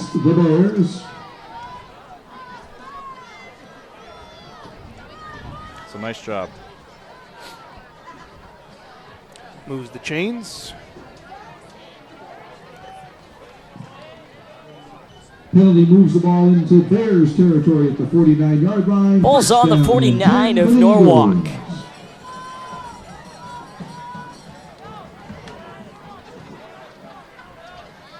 Next week should be a blast with Ludlow. Two evenly matched and Trumbull. teams. Oh, absolutely. Throwing near side, it's Very complete. nice catch by Kyle Kyle Atherton, first down and more. He makes the catch. The ball was maybe a foot or so over his head. Went up, got the ball, brought it down. So I'm maybe a little bit too high, but Kyle made a very solid catch there to get the ball down to about the 30-31 yard line. Yeah, Riley understanding the skill of his receiver, just kind of lofting up there, let Kyle make the play on the ball. Long passing complete as he aired it downfield. Well overthrown. Yeah, a little high there. I mean, probably a good play. He didn't quite look off the safety enough there to throw it in the middle of the field like that. When you're playing cover two, middle of the field is generally open, but not when you stare down the receiver because then the safeties will converge. So it brings up 2nd and 10, minute 18 to go. Trumbull's got the ball on the Norwalk 32-yard line. Out of the gun. Puts Green in the backfield. And split blitz. receivers. Takes the snap. Backfield empties. They'll use Green. It's incomplete to the near side, aimed at Atherton, but the clock stops with a minute 13 to go. Third down coming up. Looking at the stats Sawyer is keeping for us, Riley Simpson's 13 of 20, 131 yards. That's pretty good for what we've seen in the last couple weeks. Oh, absolutely. He's doing a great job getting the ball out, finding his receivers. It's just the big plays that have seemed to be at a minimum tonight, which has been the problem. And you have Malik Green at 72 yards on the ground, which is big too. He's been very productive, but again, the offense is moving slower than the Norwalk team, which is the problem here. Deep ball. Incomplete. Just over the reach. Eagles pass intended for number 17, Ryan Of Quinn. Ryan Ball Quinn, saved. he was trying to make a Odell Beckham-style catch, but he couldn't. He had him. Looked like he made the leap to try to get the ball about a second too late. If he would have jumped about a second earlier, I think he would have had a better shot at it. Riley probably should have gunned that ball in a little harder, kind of lofted it up, gave the safety time to get over, and then at that point it's just a little too late for Ryan to make a key play on it. Minute 9 remain.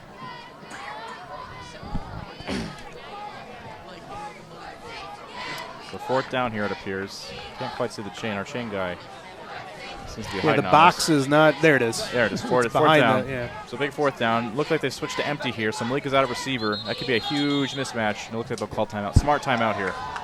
Timeout. Trumbull will take one with you back in a bit here on the Trumbull Eagle Network. Hi, this is Dan Searles, the athletic trainer at Trumbull High School, and you are listening to the 10 Network.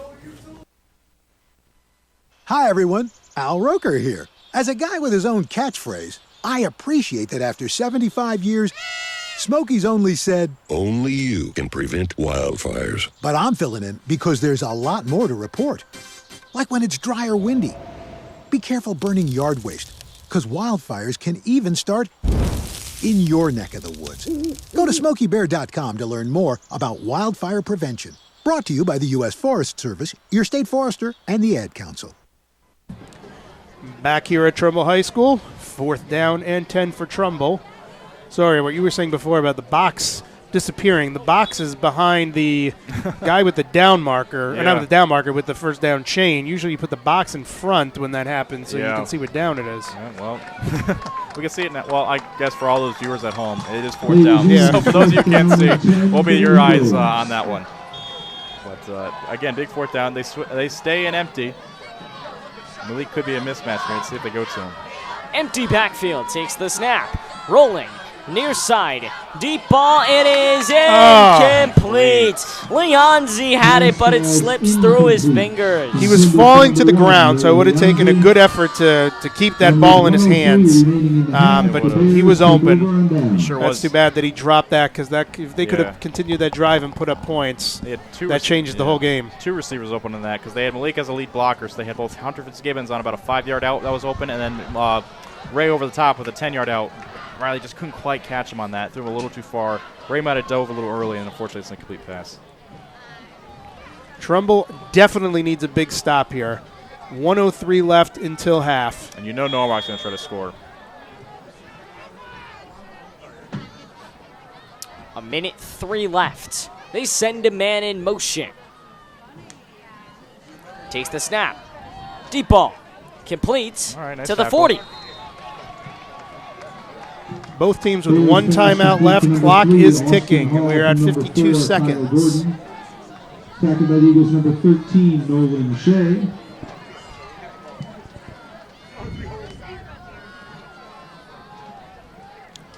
Passes completed. Caught just before the 50 and taken out of bounds to the Trumbull 40-yard line, so that will stop the clock. 36 seconds to go. First down for Norwalk at the Trumbull 42-yard line at the far hash. Trumbull's got to tighten up here. They don't want to give up the big play. I understand that, but you also can't give up too much yards down the field. And Norwalk still has a timeout left, so you have to defend the middle of the field as well now. Exactly. Keep them in bounds. That's the biggest thing here. Make sure you keep them in bounds. Make them use that timeout. Defend those sidelines.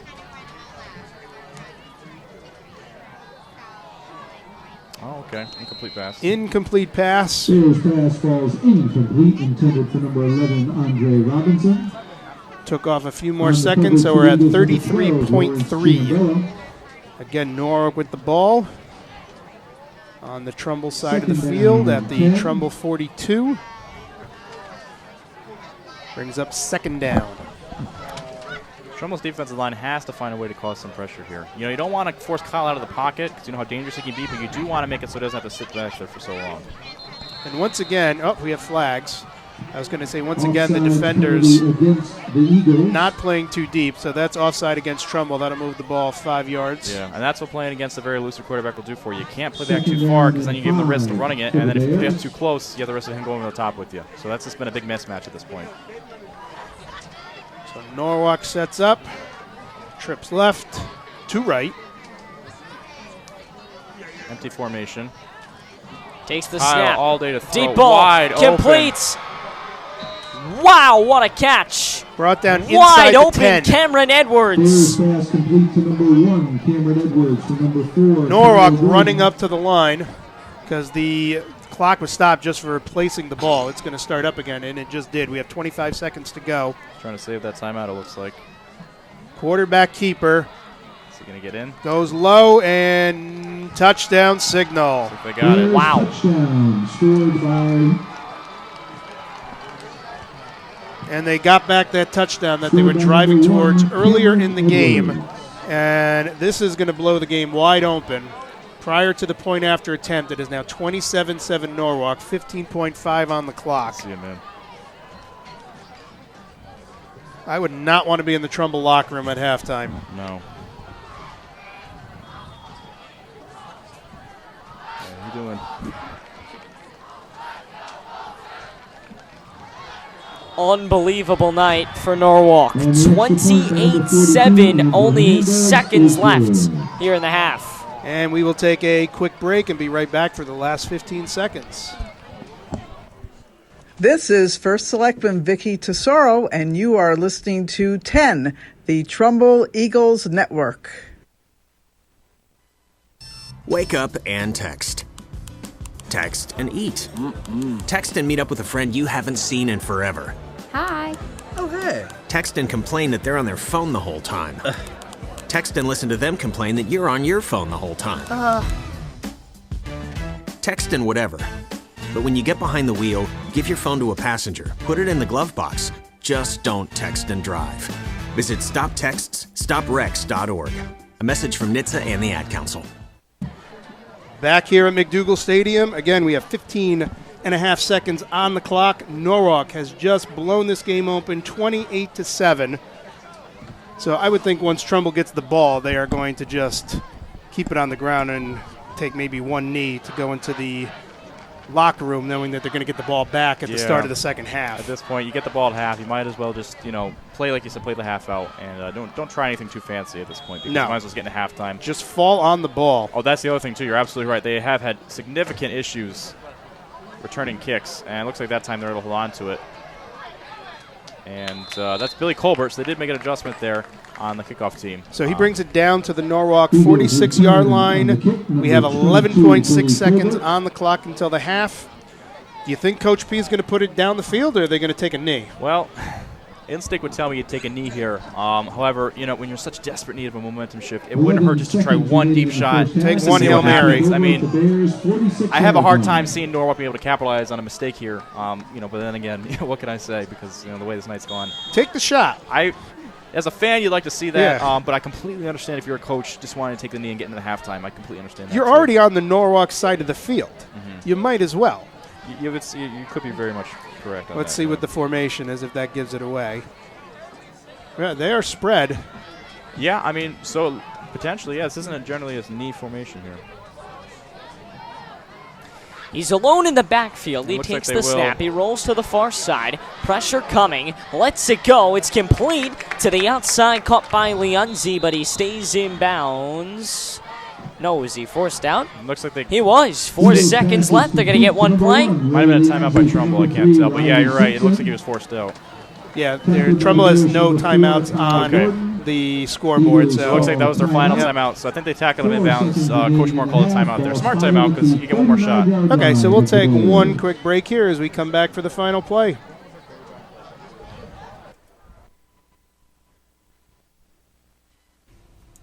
You're listening to 10, the Trumbull Eagle Network. Sweet strawberry icing. You're in Goodwill, and just past that vintage denim jacket you spot miniature donut earrings. You lean in. Ah, that's the scent of shopping success. Because at Goodwill, every item you buy funds local job training and more. So bring home those donut earrings and bring home so much good to your community. Goodwill. Bring good home. We are back. Goodwill and the Ad Council. Back in the Trumbull Eagle Network. Great block Last by Malik. play. And a deep ball for Riley was nearly picked up, but he caught it out of bounds. That's it. Halftime here on Senior Night. It's 28-7. We do have a flag. Wait a minute. It's going to be shot to the head by Norwalk. We'll see if Trumbull decides to accept the penalty and keep themselves on the field. Penalty against the Bears. Which they might do. Roughing the passer. Might as well. I would say so. Get one more shot. So it looks like they're going to get one more play here.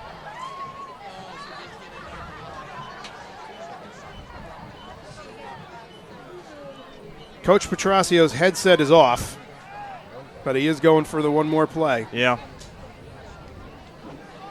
Which is a good call. I mean, they're closer now. It looks like with that penalty, they're going to push it all the way down to the 25-yard line. To the 24-yard line. One more untimed down. All right, so Trumbull lining up, trying to change the fate of this game so far. Yeah. I mean, it'd be huge to be able to go in with only down 2 touchdowns, but be a tough play here. You know, Norwalk's defending that goal line pretty well. They have 2 of their best athletes back there. He'll put Green in the backfield. Takes the snap. Steps up on the move. Got Green. Far side. Oh. And a collision. He did not get in. He was So just close. short. He almost rammed his way into the end zone, but no. So we go to half, and it's 28-7. Fantastic play call, though. I love that. That was great. Interesting game. We're kind of in the same place that we've been several times already. Trumbull down a couple scores. However, they have run the ball more successfully. They have passed the ball more successfully. The problem here is they're allowing Norwalk to do the same thing. Exactly. Sawyer, what do you think is the biggest thing that they need to do? Well, you know, I would have to start on defense, I guess. Unfortunately, they just have to find a way to stop these big plays. It's the, you know, it's just been tough, you know, when you get, you know, caught in these, you know, quick drives by the Norwalk team. And then, you know, when you're on offense, obviously, they've been doing very well, to be honest with you. They've been doing a great job over the ball. Just maybe get a little more explosiveness going. Yeah, they've let up too many of those big plays. Okay. Band is not here tonight, so we are going to take a break and be back just before the start of the third quarter here on 10, the Trumbull Eagle Network. Hi, this is Mars Petraccio, the head football coach for the Trumbull High Eagles, and you're listening to 10, the Trumbull Eagle Network. For those fortunate enough to help the person who has always been their hero, AARP is here to help.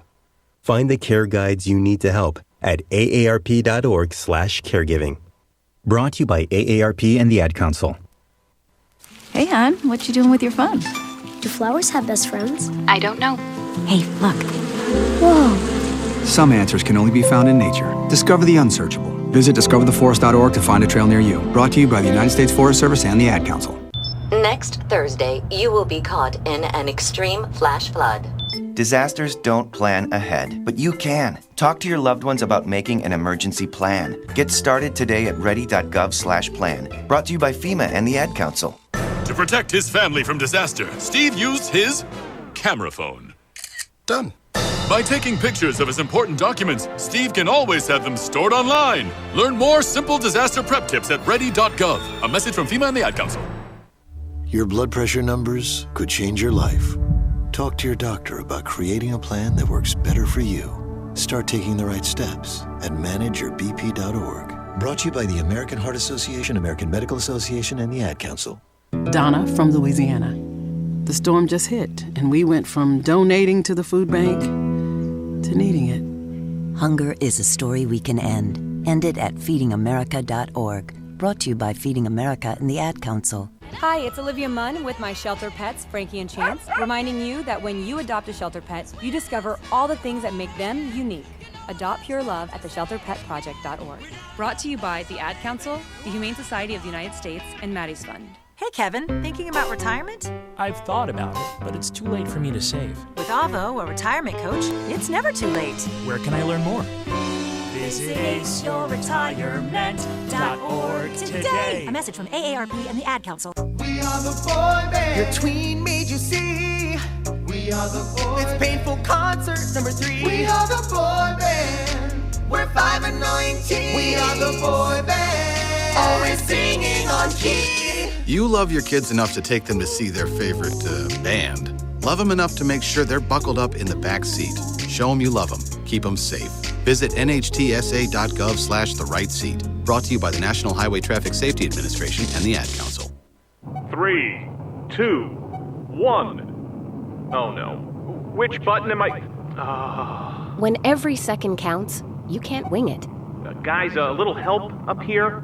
In a home fire, you may have less than 2 minutes to get out. So make a family home fire escape plan. Then practice home fire drills at least twice a year so everyone knows what to do when they hear. Prepare your family at ready.gov/fire drill. Brought to you by FEMA, the Ad Council, and Make Safe Happen. To protect her home and family in a disaster, Karen was willing to wade through water, mud, and insurance paperwork. Yeah, I can do this. You go, Karen! By simply understanding and updating what her insurance covers and doesn't cover now, she'll be better prepared no matter when disaster strikes. Learn other simple ways to protect your home and family before a natural disaster at ready.gov. That's ready.gov. A message from FEMA and the Ad Council. To protect his home and family from disaster, Steve used courage, wisdom, and his camera phone. That should do it.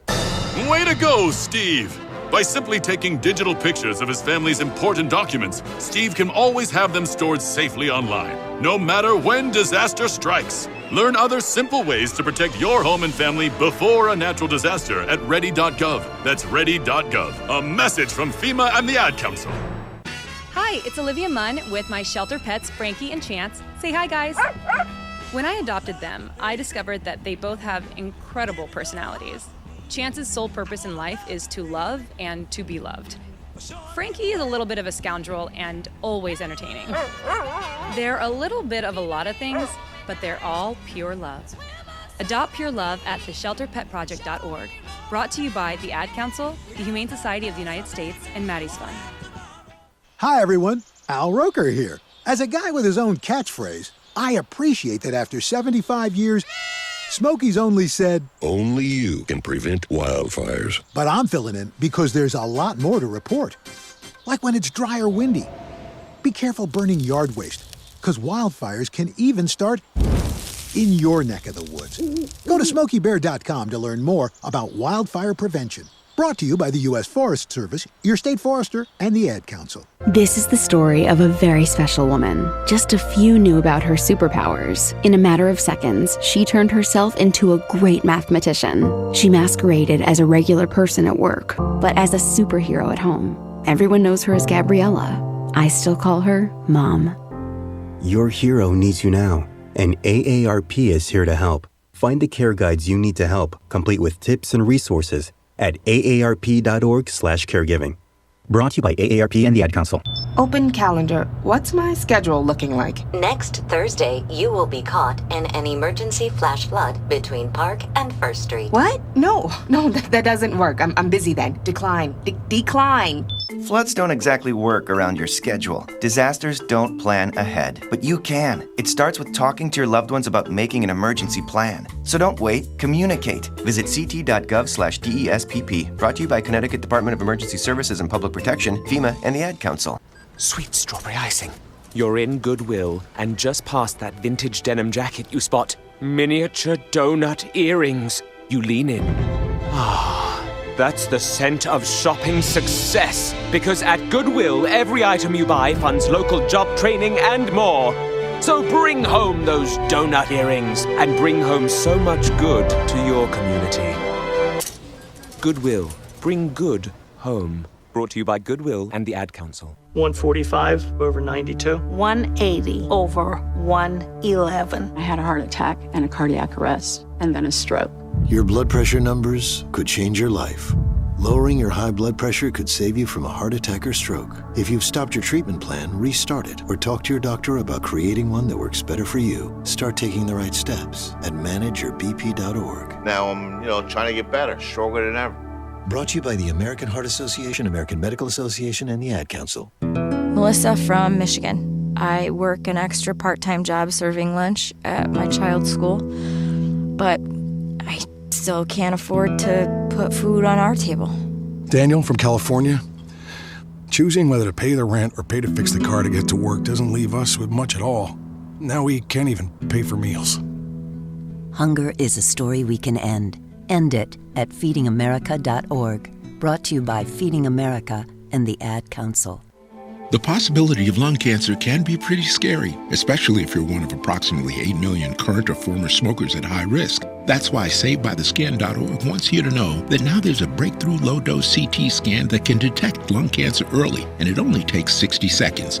You stop smoking, now start screening.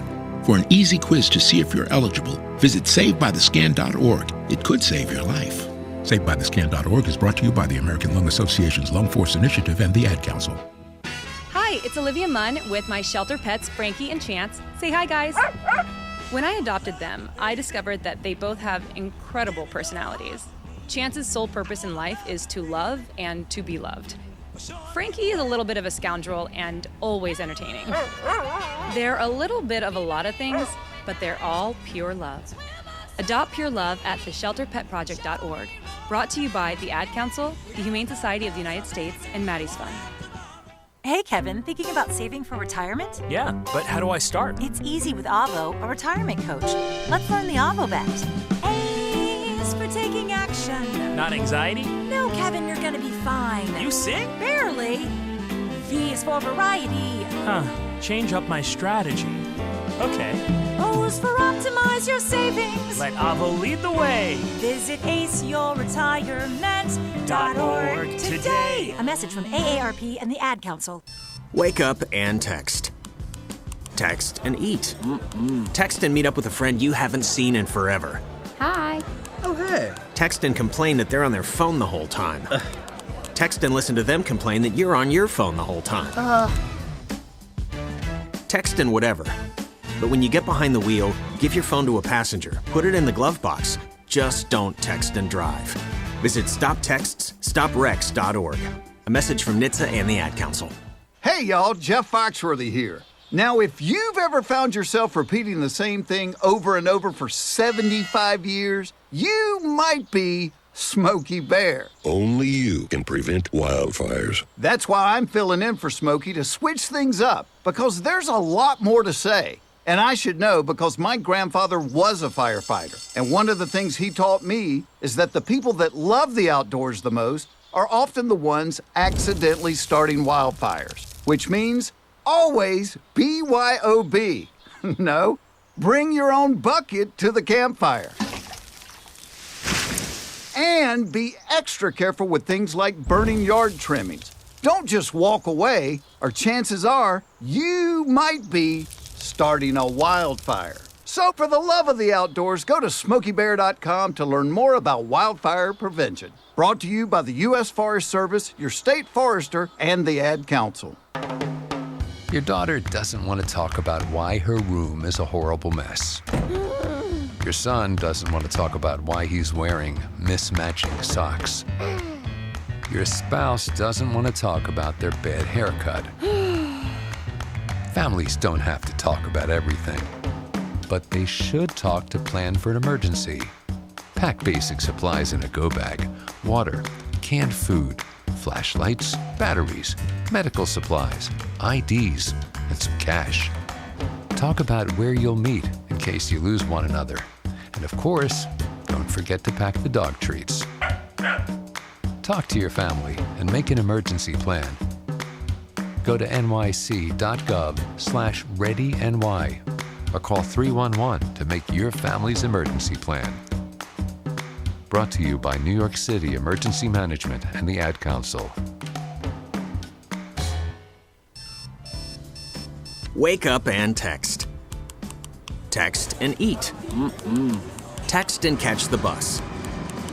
Text and miss your stop. Wait. Text and be late to work. Sorry, I'm late. Text and work. Text and pretend to work. Text and act surprised when someone calls you out for not working. Who, me? Text and meet up with a friend you haven't seen in forever. Hi. Oh, hey. Text and complain that they're on their phone the whole time. Text and listen to them complain that you're on your phone the whole time. Text and whatever. But when you get behind the wheel, give your phone to a passenger. Put it in the glove box. Just don't text and drive. Visit StopTextsStopWrecks.org. A public service announcement brought to you by the National Highway Traffic Safety Administration and the Ad Council.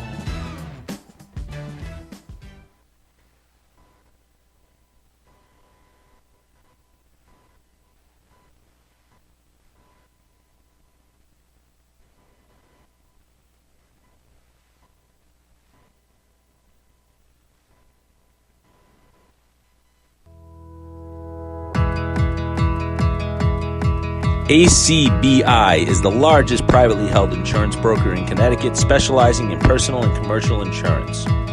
Contact Sean Rabinowitz today at 203-418-4192 or visit him online at acbi-ins.com.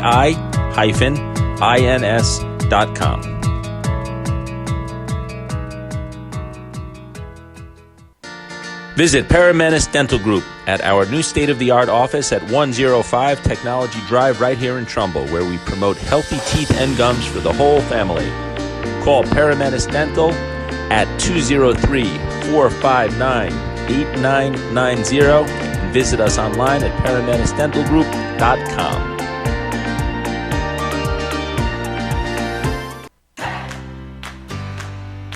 The Trumbull Touchdown Club is the nonprofit booster club that supports and enhances all levels of the Trumbull High School football program. Current football families and alumni are encouraged and invited to join, get involved, and support the team. Membership starts at just $60 per year. Contact the Eagles at administrator@trumbullfootball.com for more information. The Trumbull Touchdown Club is a 501c3 nonprofit organization. All membership fees and donations are tax deductible.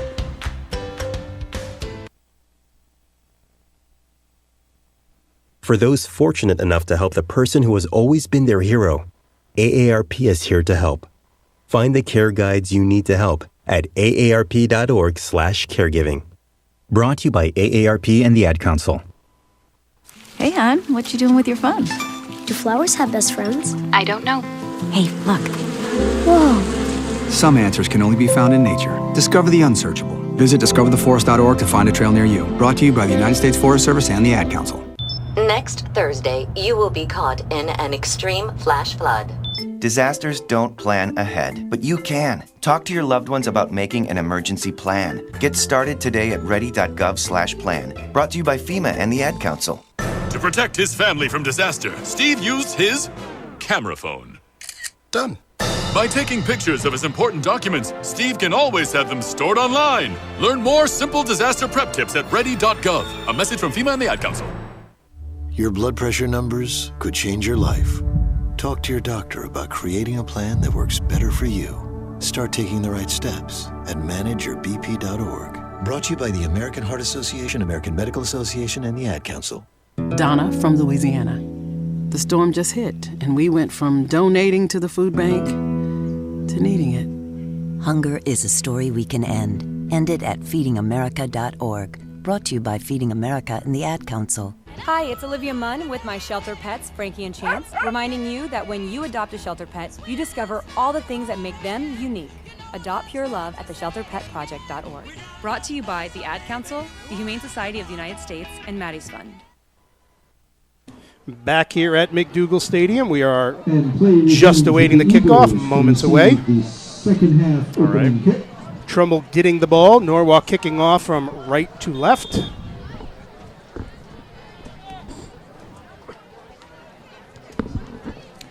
And it is kicked time to about the Trumbull 15. Trumbull returning it to the far side, up to about the 40, and taken out of bounds. So decent run back.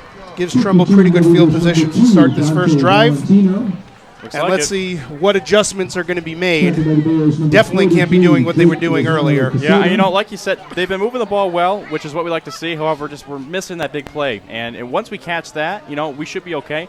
If we're able to make adjustments at halftime like we think they must have, stop the big plays by Norwalk, work our way down the field, we have a chance. We're only down by 3 touchdowns is a lot, but it's not out of the question. So I don't want our viewers to be feeling like this game is over, because it's not. However, we got to get some momentum here. And I'm wondering if they're going to go to that Wildcat again.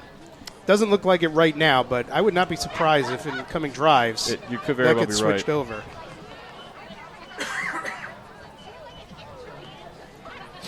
Riley takes the snap And it is a run up the middle, but he is stopped behind the line of scrimmage. So it'll bring up second and about 11 or 12. Stops at the line by the Bears, number 50, Sam Pat. We have a quick shout out here to one of our senior captains from last year, an alumni, Justin Schwartz, who's listening from Delaware. We could be reusing him tonight. He was a fantastic offensive and defensive lineman. We shouted out to him a couple weeks ago. We did, and he's still listening, so thank you for that, Justin. We're happy to have you. Oh, nice pass by Riley Simpson. Drop back. Hunter Fitzgibbon's kind of a gadget player for Trumbull. Plays quarterback, receiver, does it all for about a 13-yard gain. So that'll bring us down to the Norwalk 48-yard line. Justin's dad is running for Board of Ed, if I'm thinking of the right person. You are correct. I got the pamphlet today. He knocked on my door about a week or two ago. Oh, did he? Well, he's a fantastic guy, so for those of you listening. All right, so moving the ball. Yep, so Trumbull will take over 1st and 10 from the Norwalk 46-yard line. Ace formation, two receivers either side. Riley drops back to pass, throws, finds Ray Leonzi for about a 6-yard gain. Kind of an odd tackle. Looked like he might have caught him by the face mask, but no flag. So that'll be set up about a 2nd and 3, so about a 7-yard gain there. He made the catch, but Coach Moore reacted like it was almost picked off. And I think he was really looking for the flag there. It looked like he might have had a face mask, but you could very well be right too. It almost was a little bit of a short or slow pass, I should say. So with that, Trumbull will take over. Ace formation, 2 receivers to either side.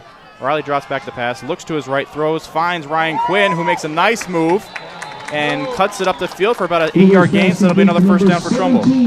So this is going to do a lot for Riley's confidence. That's how many completions in a row now, about 4 or 5. It looks to be to start off this first half. That's excellent. Down to the 35-yard line. Yeah, really good start for Trumbull offensively, one that we were saying they really desperately needed. Absolutely. So we're looking at a 1st and 10 now. He's out of the gun. 35. He takes the snap. Looking, throwing, near side, incomplete. Oh, it was nearly an incredible catch by Quinn with nothing but open grass in front of him. But it's just beyond his reach. But now they get a chance to really set things up and maybe try that one more time. It's been the story. Go ahead. No, I'm sorry. I was about to say it's been the story of the night. They just can't quite seem to connect on the deep ones. Either the ball's just a little far, a little too high, or unfortunately the receiver just can't quite make a play on it. I wouldn't say he had the defenders beat, but they were looking too short, and the receiver tried to spin and couldn't bring it down. Exactly. Takes the snap. Now they're going to the opposite side. Caught by Green. Running room. And he's going to get to about the 32. His legs were taken out from him, which brought him down. He still got about 3-4 yards. Nice open field tackle by Norwalk there, going for the legs. You got a very powerful runner like Willie Green. Going up high like that is usually not too successful. 9:43 remain here in the third quarter. Just underway with the second half, and we're glad that you could be with us here on the Trumbull Eagle Network. Trumbull needs to convert here. We, have some momentum. You don't want to blow this on your first drive of the second half. No, absolutely not. Green in the backfield, split receivers. Takes the snap. It's complete to the outside. A hit from Leonzi at his leg. He lunged for the first down, but he didn't get it. He's short. I think this is definitely 4-down territory. No question, absolutely. Given the circumstances of the game and where they are on the field, this is 4-down territory. Absolutely. I completely agree with you, Jeff. 4th and 2. Oh boy, is this a big play. It sure is. If they want any prayer at winning this game, this is how they'll do it. This is all about heart, too. Keep yourself in this game if you're Trumbull. From the gun, takes the snap. Turning, throwing, near side complete, and he falls for a 1st down. It'll be close. Looks like they're going to give it to him. I think he extended. It wasn't where he landed, but it was where he extended his hands to that gave them the 1st down. That's why I could kind of call it, eyeballing it. It is a Trumbull 1st down. And boy, are the Eagles moving here on this first possession of the second half. Backfield empties. Down the middle, it's bobbled and incomplete, intended for Atherton. He nearly had it. On that previous play that got the 1st down, he fell down as he made the catch, but he fell in the right direction. Exactly. That was good awareness by him, understanding where the sticks were, extending the ball over the line so he was able to get the 1st down. And that was a catch on this last play that normally 9 times out of 10 Kyle's going to bring down. Exactly.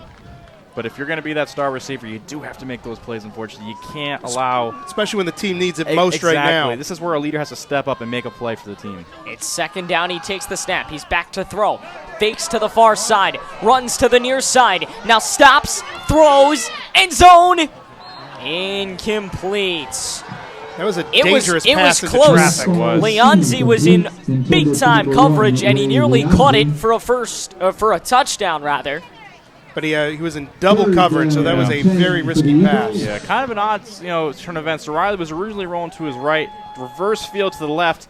It was kind of tough. He could have either run for it or possibly dumped it off to Hunter. He chose to throw it deep into the end zone. And unfortunately, with the double coverage, one of your shorter receivers, it's hard for that play to be made. Once he started scrambling to his left, I thought he was going to take off on his feet. I did too. We've seen that a few times tonight. He seems to be looking for the downfield passes as opposed to running it.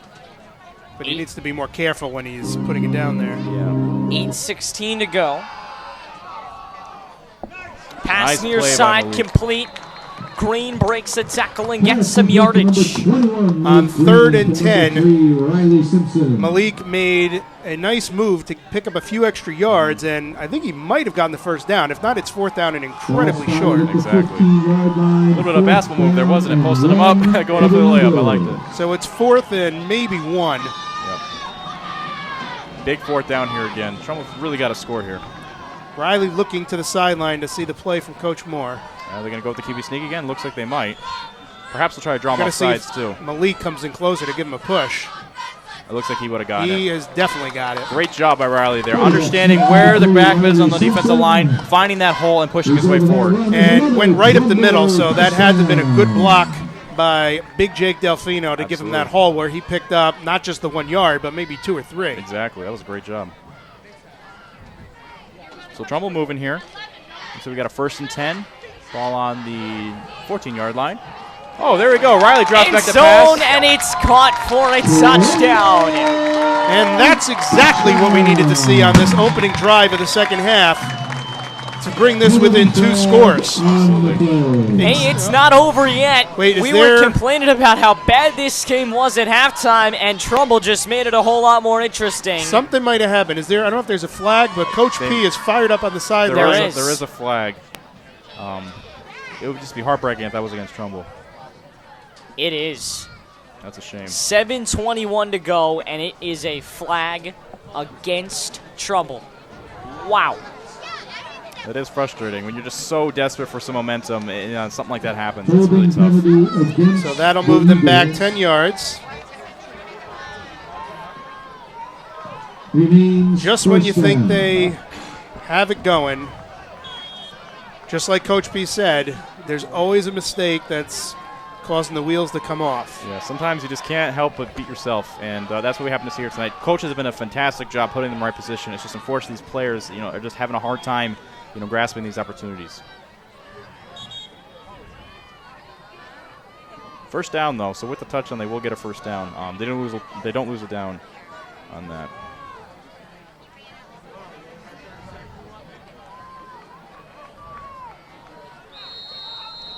So it looks like ball's on the 24-yard line, and we'll get a timeout. See if it's an official's timeout or perhaps by Trumbull. We're not sure.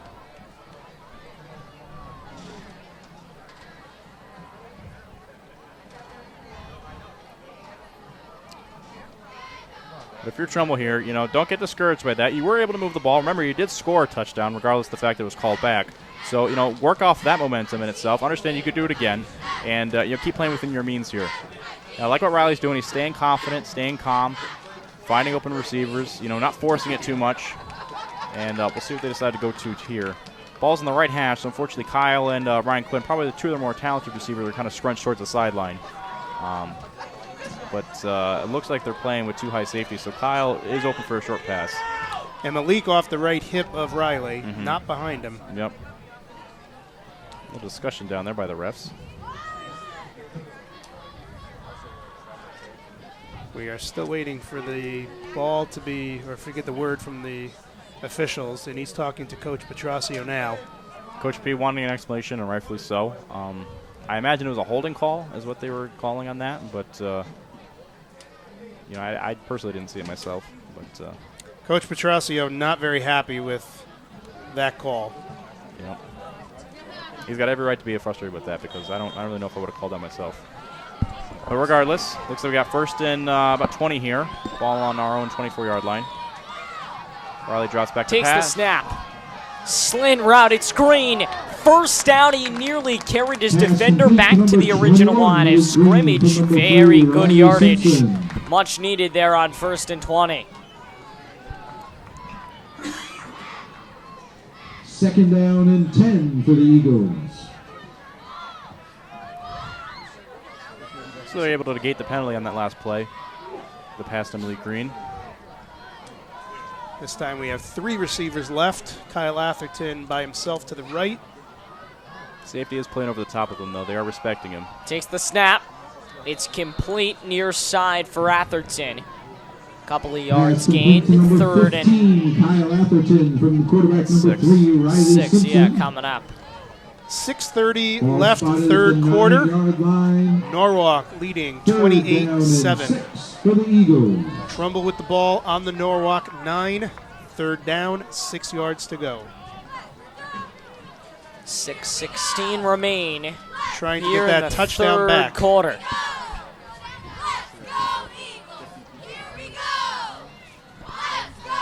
Takes the snap to throw, incomplete to the far side. We either had Riley throw the wrong pass or the 2 receivers ran the wrong route on that because that just landed in dead space on the field. Looked like a whip route by the inside receiver. So what that means is he fakes a slant route, cuts down to the outside. It's usually a very good, double move if you're a talented receiver like Leonzi. I think Riley was a little pressured and maybe let it go a little early on that. So kind of a mix of both there. So brings up 4th down and 6. Trumbull desperate to get the ball in the end zone and try to claw their way back into this game. He takes the snap from the gun. It was botched, and it's incomplete to the far side. And that should be a turnover on downs. Bad snap. Riley had to pick it up off the ground. And once again, threw it a little bit too early. No Trumbull receiver had a chance at picking that up. No.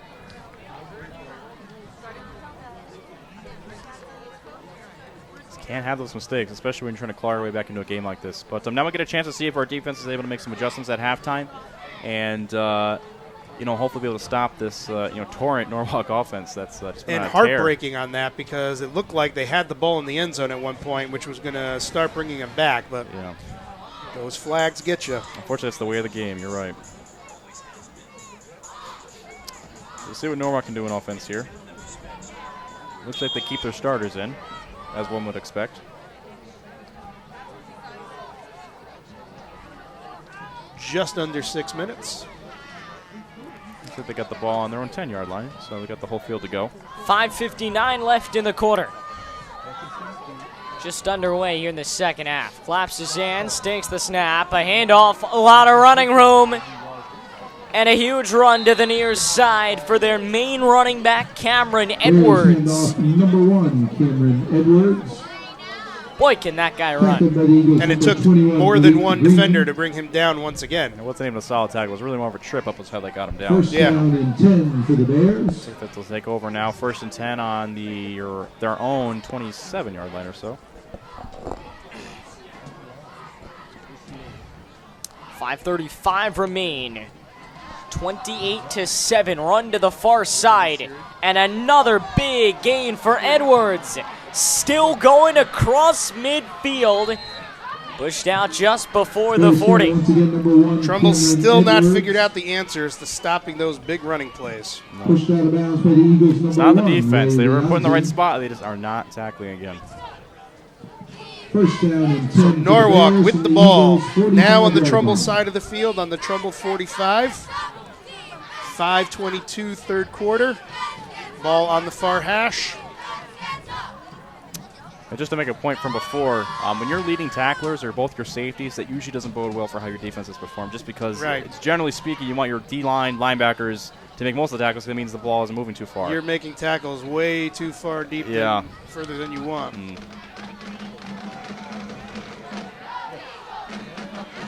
Big run again by number 1, Cameron Edwards.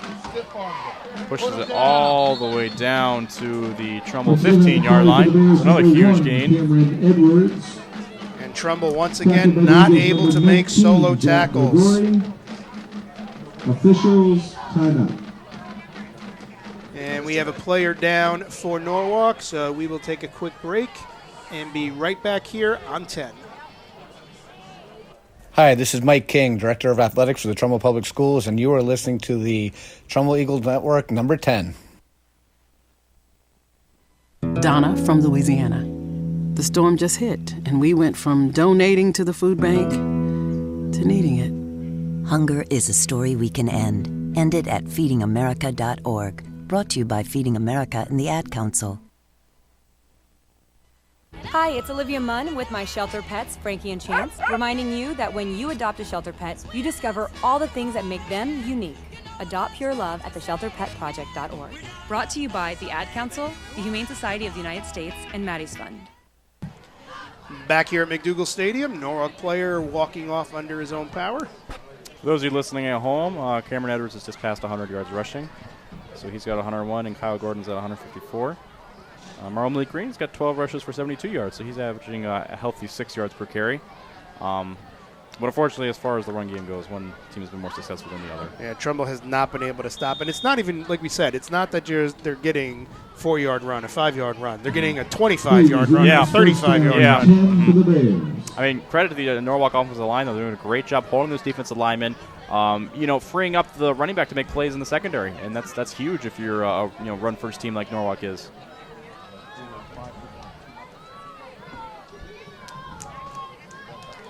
Man in motion, takes the snap, handoff, running to the near side. There we go. And a few yards. Bears carry number 1, Cameron Edwards. Looks like he no gain on that play, so that was a great job by Trumbull's defense. Able to pursue, blow up the interior there, so it was an inside run. However, he was forced to bounce outside, and the linebackers had some great pursuit, able to catch him. Big stop, but the clock not Trumbull's friend right now. Absolutely not. Norwalk doing a good job of they're not running the plays as quick as they were in the first half. Making sure some time is ticking off. 28-7, they send a man in motion. Claps his hands and takes the snap. Moves to the far side. Tries to cut back, he's going, and he's past the 15.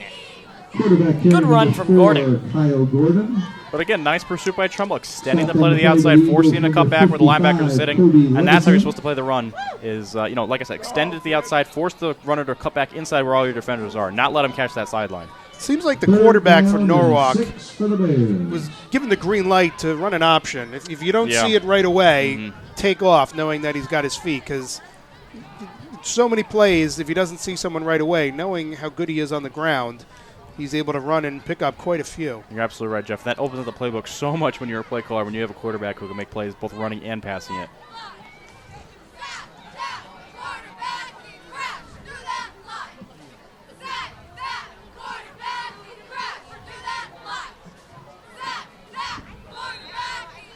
And Norwalk running to the right side. Carry number 1, taken down. He's going to be close to the first down.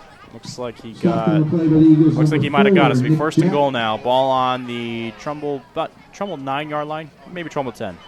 9 or 10-yard line. And that's about where this drive started on their own side of the field. First down and goal for the Bears. So Trumbull will, try to defend the goal line one more time as Norwalk lines up again. 28-7, the Bears lead. Gordon takes the snap with Edwards in the backfield. A handoff. Edwards slips and is inside the 5. Bears handoff number 1, Cameron Edwards. We have some pushing and shoving in the end zone, and that's going to draw a flag. And I think that's going to be against Trumbull. I can't see who the player was, but they were both lying on the ground. As the Trumbull player got up, he pushed the Norwalk receiver. So my first instinct is it's going to be an unsportsmanlike against Trumbull. So not that there's much room to give, but it's going to give them some more yards towards the end zone for Norwalk. Yeah, that's just frustration if you're Trumbull there. It's just been tough not being able to stop the run as much as they have. And, it's frustrating when you're senior night at home. You want to be able to win a game like this. And when this hasn't gone your way, things do get a little chippy towards the end. And that happens to be what we saw there. Personal foul penalty against the Eagles. Although you hate to see penalties like that, it does show they still have passion for the game. They still have some emotion in it. It's just, absolute frustration. So I'm going to assume that's half the distance to the goal. Which it looks like it will be.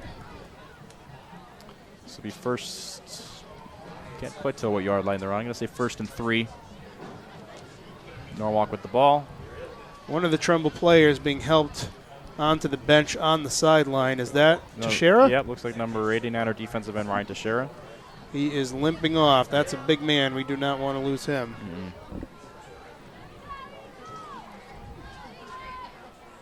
So Kyle Gordon, we're ready for the snap. Take it, hands it off to Edwards, who walks in untouched for the touchdown. And that'll be... That could be the nail in this game. I wasn't about to say it, but you're right. I think it could be. So with that, Trumbull will go down 34-7. As they wait for the extra point from the Norwalk kicker. Now 34-7. Norwalk going for the point after. They did block one, so we'll see if they're able to do that again. Yep. Unfortunately, Jack Ligori, I don't see him on the field, so I'm not sure if... They blocked 2 in the last 2 weeks. They have, yeah. I'm not sure who did it last week, but I know this week it was Jack Ligori, so congratulations to him. So they'll get back there, just missing it. So the kick is good.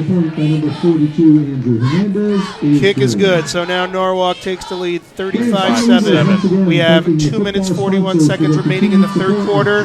We will be back shortly here on 10. Our sponsors. This is First Selectman Vicky Tesoro, and you are listening to 10, the Trumbull Eagles Network. 3, 2, 1. Oh no. Which button am I? When every second counts, you can't wing it. Guys, a little help up here? In a home fire, you may have less than 2 minutes to get out. So make a family home fire escape plan. Then practice home fire drills at least twice a year so everyone knows what to do when they hear. Prepare your family at ready.gov/fire drill. Brought to you by FEMA, the Ad Council, and Make Safe Happen. Back here at Trumbull High School, Trumbull awaiting the kickoff by Norwalk. Looks like number 2, Dante Valentino, and number 6, Owen Solano, back to return. And we'll get to see our offense one more time before the third quarter ends. Last week's game versus Danbury, this week's game for Norwalk versus Norwalk. Definitely outcomes we were not expecting at all. Yeah, but that's the nature of the game, I guess, right? I would have to say, it's a credit to the FCAC because a lot of these teams that you generally mark as W's on the schedule have certainly improved their programs the same as we've tried to do here, and credit to them for that. And it's almost like a renaissance in the FCAC now. It's hard to find one team besides a few that you can really credit now as absolute W's. So Trumbull has the ball. They only get a couple yards on it, so they bring it to about the 22-yard line or so. Yep. Yeah, so like you were saying, in the FCAC, from top to bottom, there's very few teams that you write off at the beginning. And even some of the mid-tier teams that you were saying, Danbury and Norwalk are 2 of those teams. So besides having 4 of the top 10 teams in the state, the other games they're playing against are those high mid-level teams as well. Absolutely. You don't get a week off at all on this schedule. Absolutely, not anymore. Not like it used to be. You used to see Danbury was generally a 1-2 win team. Norwalk maybe 3-4. Even Ludlow, for a while was winless for a couple of years, and now look at them. So it's really credit to the league itself. They're very, very talented. All the teams are. So you really can't, at this point, credit anyone as a W. I would contend that it is by far the most competitive conference in the state. I would completely agree with you on that. So handoff to Malik Green up the middle. Looks like he'll gain no yardage there, so it'll be 2nd and 10. Danbury today with a big game, though, against Newtown, number 5 ranked team in the state. Big game for them if they're looking for a complete turning point. That would be it for them. Yeah, we're going to see how good that Danbury team really is this week, because last week it kind of felt like they shot themselves in the foot. Almost an entire football field of penalties. Incomplete pass there by Rowley. Pass intended for number 1, Larry Leonzo from the middle of the field. Yeah, Danbury.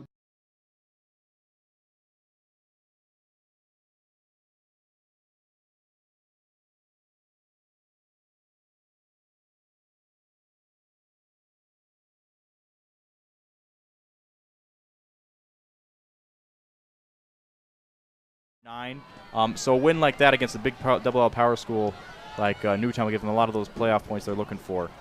So maybe at some point we could check in to see how they're doing.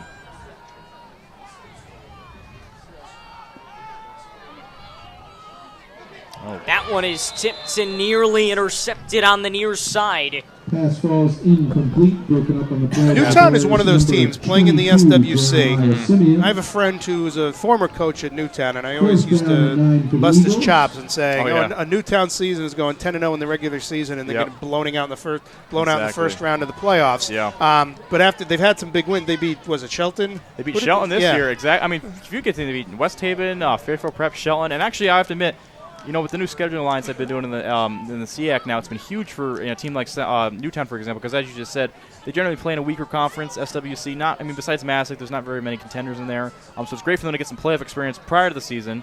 Yeah. As you just said, they had some great wins. And they can prove how good they really are. Exactly. All right, so Trumbull forced the punt now. Ryan Teixeira was his first kick of the night. Well, was that Teixeira kicking as he came off? I apologize. Off? Didn't look like it. Actually, Riley Simpson with a punt, so... That's interesting that he's the backup kicker. I guess so. That's our quarterback, yeah. So the ball taken, let it roll a little bit to the Norwalk, about 39-yard line. Trumbull will take over there. Norwalk will take over from their own 39-yard line as the defense steps out in the field. Looks like they keep their starters out. Not a running clock at this point, as we are still, I think it's a 35-point spread. Right, so one more touchdown would make it a running clock. Exactly. So we'll see if Trumbull can stop them.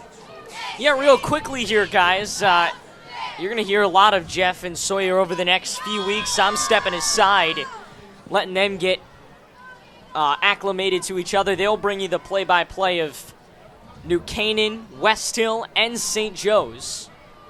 And we are trying to use some replay here. We're working on it. So if you see some of that, let us know what you think. Real quick, run up the middle there by Kyle Gordon. Run about 6 yards. That'll be second and 4 on their own, on the Norwalk 42-yard line.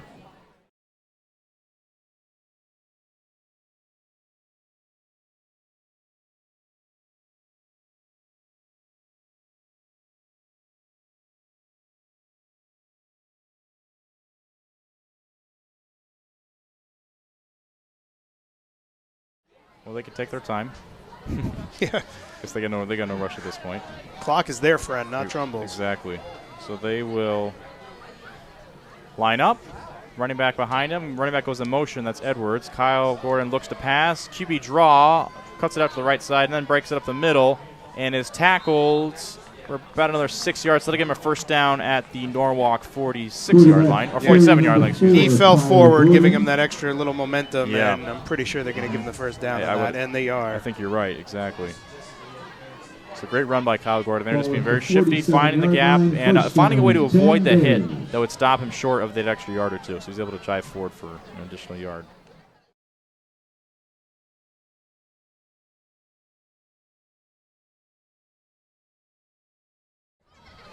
And once again, Norwalk waiting on the play to come in. And again, they're tick, tick, tick. They want to get out of here with the W. Seems to be right. Spread formation. So Kyle Gordon back in shotgun. Calls the snap, gets the ball, drops back to pass. Looking, rolling upfield. Throws it deep. And it's overthrown for his intended receiver, number 11. Coverage by number 1, Ray Leonzi. So that'll be second down. Number 11, Andre Robinson. On the coverage for the Eagles, number 1, Ray Leonzi. Nice coverage there by Leonzi, though. It looked like it was man, and he was stuck on him like glue at that point. So there really was nowhere to put that ball. Kyle opting to throw it as opposed to tucking down the run, which has been.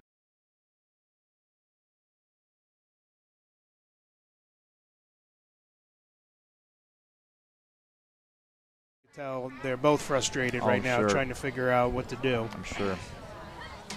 Just looking at the body language of each of them. Yeah, well, it's tough to have a loss like this. Which, like I said, the game's not over, so I shouldn't be saying that. But it's tough to be down by this much at this point of the game.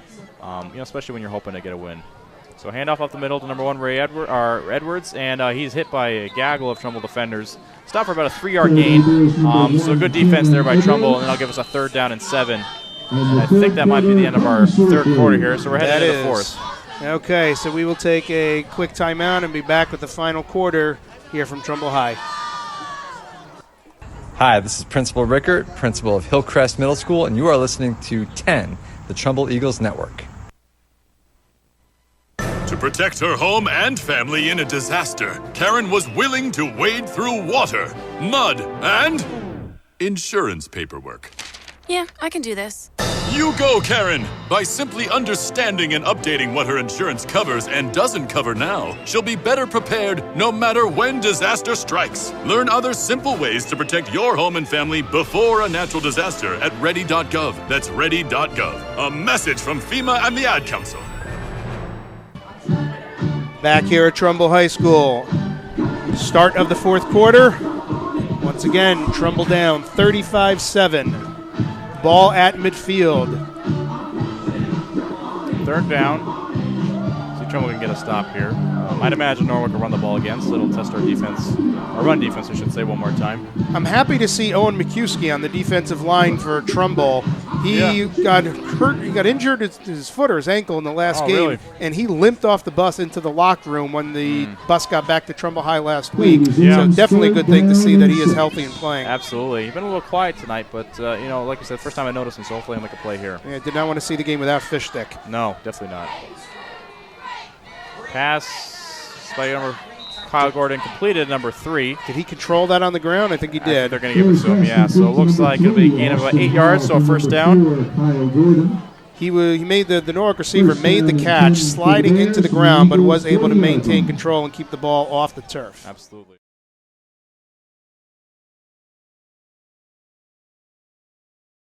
Trumbull 40-yard line. First and 10. Bunch formation to either side, so 2 receivers in close to the offensive line. Kyle Gordon gets the snap, tosses number 3 for a jet sweep, and he's chased out of bounds about the 35-yard line, but there is a flag. Very hard hit. Back towards the line of scrimmage. Yeah, hard hit to the out of bounds. He was able to turn the corner on the far side right by the line, and as he came up, he was met by a Trumbull defender, and he just went from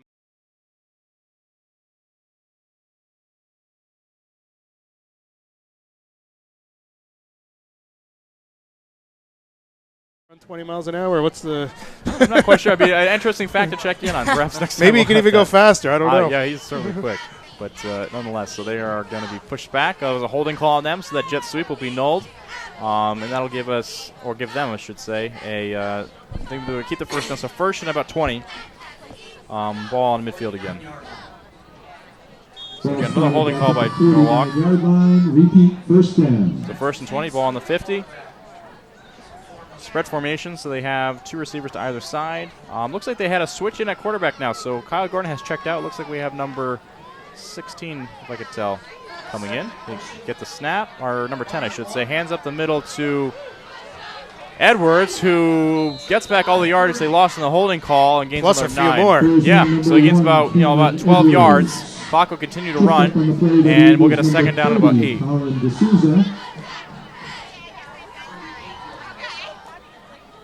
So it's still about 28 unanswered points by Norwalk.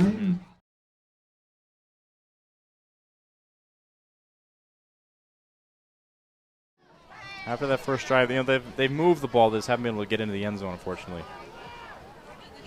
So it looks like both teams are trying to filter in their younger players, as usually happens in these high school games towards the end. So double reverse play to number 11. He will be pursued and breaks tackles and brings it up for a gain of about another 9 yards. It'll be close to first down. Looks like they'll gain a first down on that. And I think he might have been, once he got the double reverse, I think he might have even been looking to pass the ball. Because he hesitated behind the line, and then when he realized there was no one, then he put the pedal to the metal and took off.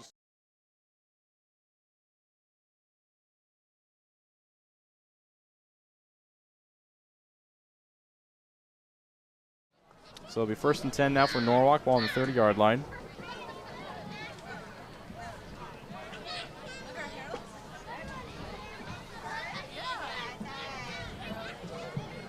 So number 10 gets a snap, hands it off to number 1, Edwards, and he breaks tackles, cuts, reverses field, and is just tripped up Had plenty of open space in front of him, though, had to be able to break that last tackle, and it'll be a gain of about 6. I'm going to use my analogy that I did a couple weeks ago, that was a Bo Jackson-like move, the way he just cut from one direction to the other. Absolutely. And I've actually seen Malik do that multiple times, even in different training sessions. When they're in the gym, I've never seen a player go from full speed one direction, full speed to the other direction. He doesn't slow down. He just goes full speed to full speed in opposite directions. It's amazing to watch. Absolutely. Very athletic player. Penalty against the Bears. Looks like they got a penalty against Norwalk here.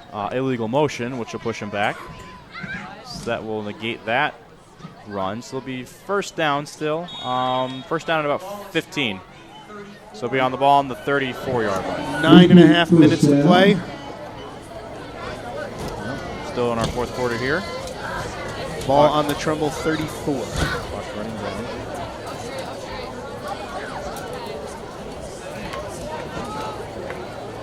So we got spread formation here by Norwalk. Two receivers to their side. Receivers in motion. Oh, handoff, jet sweep, and it is dropped. So ball will work its way back towards the Norwalk 43-yard line. So there'll be a loss of about 10. And that was very smart that instead of trying to pick it up and maybe not have control of it, he just fell on the ball. Yeah. Drop the down and make sure you maintain possession. So it'll be a negative play there. Absolutely, you're absolutely right. Make sure you don't lose that ball.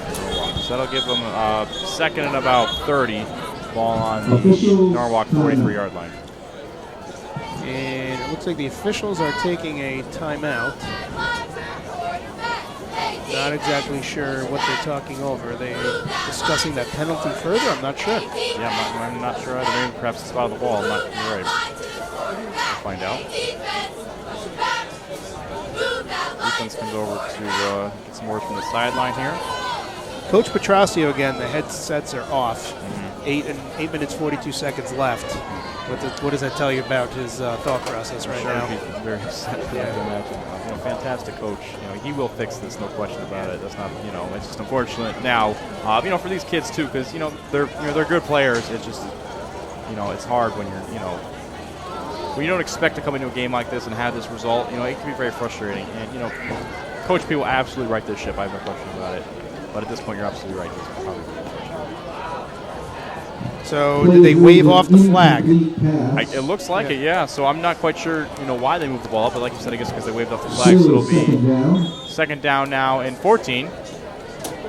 Not quite sure if they nullified that last play with the fumble or not, but regardless, we have second and 14, ball on the Trumbull 34-yard line. That was interesting that they waved it off after they had already moved the ball back. Second and 14. That is strange. I'm not quite sure what the process was for that. Second down at 14. They run it far side. Real good run by Alexander back to the line of scrimmage. That run reminded me of Le'Veon Bell. Yeah. He approached the line and he kind of hesitated for a minute. He waited for his blockers to give him an opening. He got the opening and then he plowed right through it. Absolutely, yes. There's a little patience there. I like that. And a great analogy too, Le'Veon Bell. Exactly how he runs. Excellent job. Le'Veon Bell kind of redefining the running back position, similar to how Lawrence Taylor redefined the linebacker position. Very patient, dual threat, catching and running. Great player.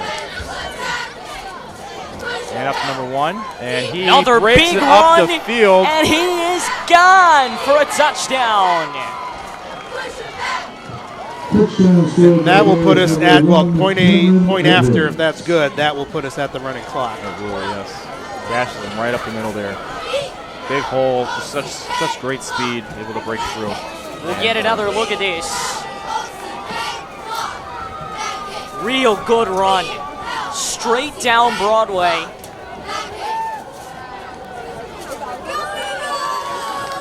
And in for the touchdown. Yep. So we'll get our point after attempt here. Being his 6th of the night. So far, he's 4 for 5. Should be making 5 for 6. 41-7, the Bears lead, and this is good. And with that, Norwalk now up 42-7, 7 minutes, 54 seconds left. We will be right back on 10. Hi, this is Gary Kunchef, Daniels Farm Elementary School Principal, and you're listening to 10, the Trumbull Eagle Network. Go Eagles! Wake up and text. text and eat. Text and meet up with a friend you haven't seen in forever. Hi. Text and complain that they're on their phone the whole time. Text and listen to them complain that you're on your phone the whole time. Text and whatever. But when you get behind the wheel, give your phone to a passenger. Put it in the glove box. Just don't text and drive. Visit StopTextsStopWrecks.org. A message from NHTSA and the Ad Council. Back here at McDougal Stadium. Norwalk set to kick off. Trumbull about to receive. And we'll see if they have our starters in an offense still, if we decided to opt for a younger lineup to take over. 7:54 remaining in the fourth. Norwalk, the 42-7 lead. We're so glad that you could be with us here on the Trumbull Eagle Network. Play defense. I think. Looks like they have received the kick. Number 2, Dante Montino, and number 6, Solano. Dante gets the return, runs it up to the far side, the close sideline, and breaks a couple tackles. Stays on his feet, stays in bounds, and runs it all the way back to the Norwalk 37-yard line. So nice return by Dante. He broke several tackles. Quite a few tackles. Nice. People had a hand on him for him to get all the way up on the other side of the field. Absolutely. Nice speed, and he's a returning starter for next year, too. So if we happen to look forward, a lot to look up to in this game, too. I mean, unfortunately, the outcome hasn't been what we were looking for, but, we have shined in some areas. We do really got a lot of young talent going forward, too. Coach Petrosio just put the headset back on, so he's decided he's still going to work. Here's a good look at that return. Boy, what a fantastic return that was. Riley Simpson draws back the pass, finds number 1, Ray Leonzi. He makes the catch, runs up to the 22-yard line. First and 10. When he caught the ball, he bobbled it a little bit, but he did maintain control. Yep. So that's going to move the chains for Trumbull. First down, All right, got a first down here. Still some time. We might get another score in here. Hopefully we do. I don't think there's any chance of them coming back, but this could at least boost their confidence going forward into next week's game against Ludlow. Exactly. Catch a little momentum there, because that'll be a tough game going to a hostile Ludlow environment. Rolls up to his right, and pass is intended for number 8. Pass was a little bit high. As the receiver put his hand up to try to catch it, it caused the ball to go up in the air, so very lucky for Trumbull that it came back down to the ground before I almost said Ludlow, before a Norwalk defender was able to get a hand on it. Absolutely. So with that, we'll get a 2nd and 10. Ball on the Norwalk 23-yard line. Riley says it's still at quarterback. That checked out, rolls out to the right, looks to throw, finds number 17, Ryan Quinn, who's able to make the catch.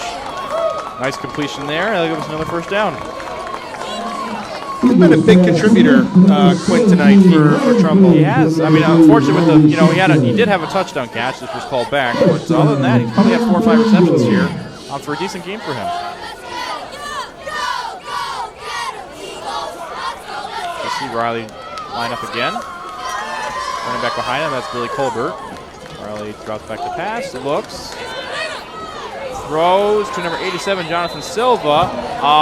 Flag is thrown, ball was incomplete. We'll see if it was defensive holding or perhaps pass interference here on this. It looks like yes. He got his hands on him a little early there. I think it's going to be defensive pass interference. So interference against Norwalk. We'll keep moving the ball even further. Brings it inside the 10 now to about the 4 or 5 yard line. Yep, puts us about the 5 yard line here. So about 5 yard line. So it'll be first and goal. Riley Simpson still at quarterback. Drops back to pass, rolls to his left, looking, finds Hunter Fitzgibbons, who's able to force his way into the score. Touchdown, Trumbull. And Trumbull's able to get back on the board. So again, they're not coming back in this game, but you want to get some confidence. You want to show what you can do. Absolutely. When Ludlow's looking at the game film preparing for this, you want to show that there's still a fight in you late in the game. Absolutely. And, a testament to these players, too, for keeping themselves in it. You hate to see them kind of give up at this point. But nice job with Riley, able to find a receiver. And congratulations to Hunter. There we go. First touchdown of the season on senior night. He's a great player, very athletic. They put him in all different spots. They see him on defense, offense. He plays a little quarterback. I'm kind of like a Taysom Hill with this team, but it's nice to see him score a touchdown. So now they get to 13, and the PAT makes it 14. All right, so let's stay here for a moment. Looking at the stats, Sawyer, that you've been doing for us, that catch, or that passing catch by Riley, puts him over 250 yards. Yeah. 27 of 47. 47 passing attempts. That is a lot, whether you're talking about high school, college, pro. But 250 yards passing, that's definitely good. Malik's still hovering at that 72. I don't think he's had some yards in a while. Yeah, we haven't had a hand the ball off at this point. You're right. I don't think you can, being down this much. You are right about that, too. But Malik also with 10 tackles. 10 solo tackles. He's had a great game on defense. Nolan Shea with 7. Their seniors have stepped up tonight where they've been, in some points. We've seen Nolan Shea have a good game. Kyle Atherton with 8 receptions, 100 yards, and a touchdown. Malik on top of his 72 yards on the ground, has 57 yards on 6 catches. Over 100 scrimmage yards, so good night for Malik on offense. So Hunter's touchdown just moments ago was his 3rd reception. He's up to 20 yards. Ray Leonzi, 6 receptions, 45 yards. And then Ryan Quinn, we were just talking about him being a contributor tonight, 3 catches for 32 yards. Unfortunately, he did really have 4. It's just we have to take that one off. Yes, true. Yeah, because he did have a nice touchdown there. All right, so Trumbull will get set to kick off. Number 10, Angel Eiley. They're ready to kick. And he will. A little squib kick down the middle there. Caught by number 14, who will fall to the ground. And very smart. Falls to the ground. No Trumbull player even there. They just wanted to make sure they maintain possession because they want to tick seconds off that clock. They want to get on those buses and get out of here with their win. Yep. Looks like we're at 4 minutes now. 4 minutes, 45 seconds. So senior night, getting essentially blown out here. Not necessarily going to be the happiest occasion back in the auxiliary gym for the coffee and desserts after the game. No. I wonder if a bunch of the players kind of sneak out after the meeting with Coach P in the locker room after the game. Yeah, perhaps. We'll have to see. It's disappointing to have the. You know what, guys? I think it's senior night. Win or lose, it is about celebrating these incredible guys, and I think they're gonna.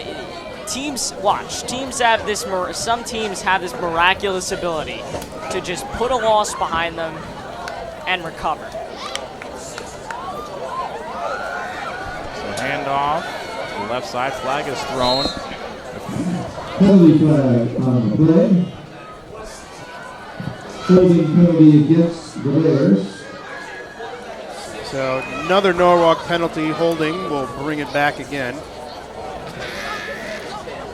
Looks like they will. Yep, so you have to ready to holding call, so they'll push the ball back.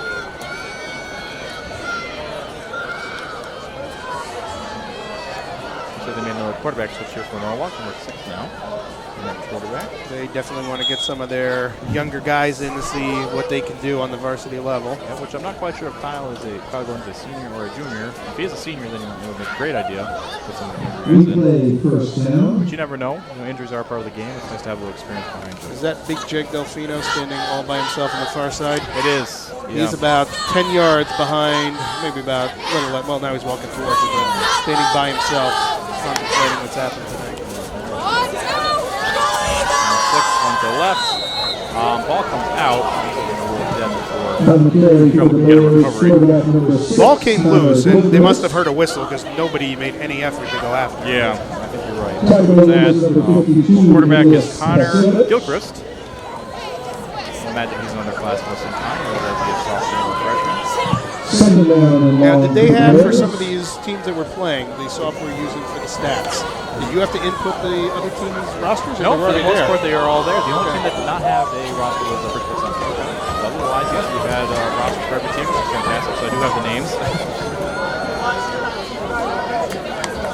So we will have a handoff here up the middle. Number 40. What's the number? I think it was 48. I think we're going to see a lot of handoffs in these last couple of minutes. On the clock, the Bears number 46, Uriel Vivo. That will get a third down, about 15. Clock continues to run. 3:04 left. Score is Norwalk 42, Trumbull 14. And thank you to our listeners tuning in for our game tonight. Those people listening on the Trumbull Eagle Network on TrumbleFootball.com and those listening on 920 WON, the Apple.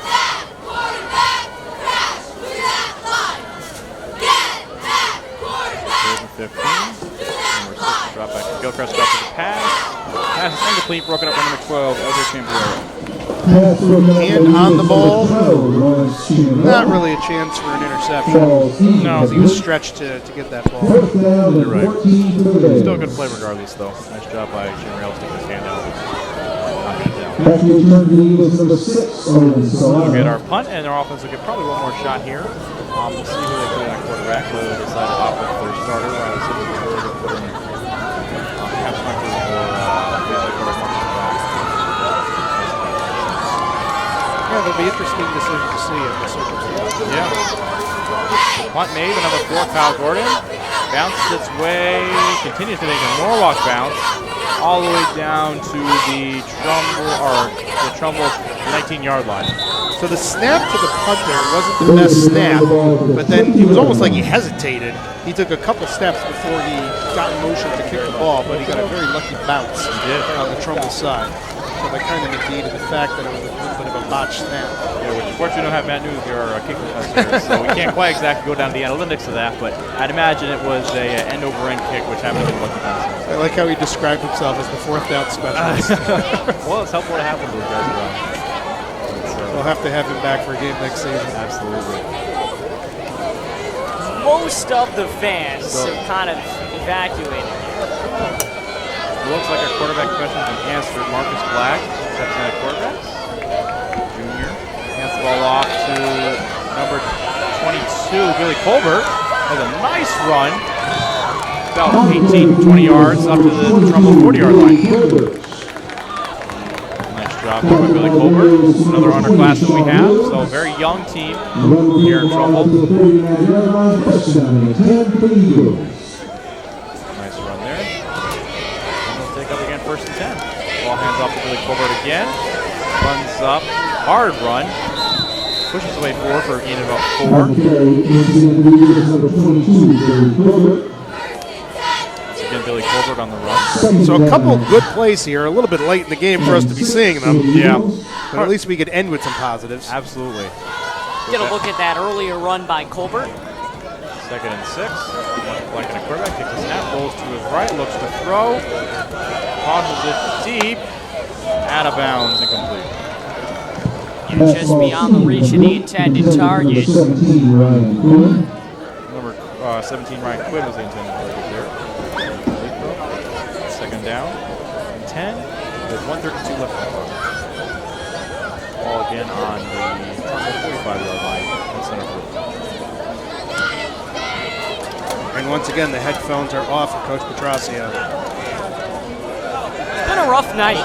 Not the best way to finish out your career. Hands off to number 33. Lost the football and Norwalk has got it. That kind of sums up the night. Trumbull coaches came down off the perch above the press box earlier. Norwalk coaches making their way down now. This game is pretty much in the bag. Get another look there. Colbert comes to the near side. He was kind of poked free, and then nobody could really fall on it. Actually, it was number 33, Marcellus Joseph, who had the fumble on that. Okay. So we have 1 minute, 23 seconds left. Norwalk has taken the ball from Trumbull because of the fumble recovery. Ball on the Trumbull 44-yard line for Norwalk. They're going to take a knee or they're going to try to throw it down? It looks like a knee formation. Yeah, it looks like victory formation for them. I think for Trumbull, the most important thing you need to remember is this is not the end all be all. This was not the year that you were going to win the state championship. No, but this was the year where they were going to hopefully take a step forward and show that they were on the verge of that. But I think the most important part that. is next year, I think, is supposed to be the year. Next year, they will be expected to really... And I think the subsequent years after that, Trumbull has a freshman team that is very good. And during the halftime, Sawyer and I were talking about their quarterback on the freshman team, who's very good. Who, in the next couple of years, could be the man that takes Trumbull to new levels. We shall see. But he definitely has the potential. And they have the right staff in place to build that. Oh, without question. Still a work in progress, but you have to have faith. That should just about do it here from Trumbull High School. All right, so teams are lining up for the handshake. So, gentlemen, to wrap up, I like what I saw in terms of running plays by Trumbull where they were able to move the ball more than just a couple yards at a time. I liked how they were able to pass the ball and pick up more than just a couple yards at a time. However, the defense, I think, let us down a little bit, allowing Norwalk to make a lot of big plays, which they did last week as well against Danbury, and just too many of those for them to be able to stay in this game. Absolutely. We've seen twice now, 2 weeks in a row, where Trumbull's defense, they've given up more points than they've been able to score. They're not quite moving the ball enough where they can get any points on the board that's able to keep up with the high-scoring affair. You look at it, too, it's just a big play. Defense, if you're going to give up big plays, you get to have them on offense. Unfortunately, it's the opposite. Like giving up big plays, now we'll have it on offense. But we'll see what happens. I'm sure they'll be able to write the shit. So next week we will be simulcasting along with the Ludlow Falcon I'm looking broadcast. forward to it. It should be fun. The Falcon Sports Network. And reminder it that will be the same broadcast platform. Nothing changes. It will just be a more enhanced broadcast than we're used to, with more enhanced graphics, etc., etc. And it is a 6 o'clock kickoff for our listeners. Yes. It is a 6 o'clock kickoff next Friday night at Fairfield Ludlow. It will be available on Trumbull Football and on TrumbleFootball.com. So with that, we say good night to our audio listeners on 920 WON in Apple, as well as on TrumbleFootball.com. Those video watchers will give you one final package of second half highlights, and then we'll send you on your way. For our crew here in Trumbull, Jeff Alterman and Sawyer Nicholas, I'm Aiden Blank. Have a great night, everybody. Final score 42-14. This is the last home game, right?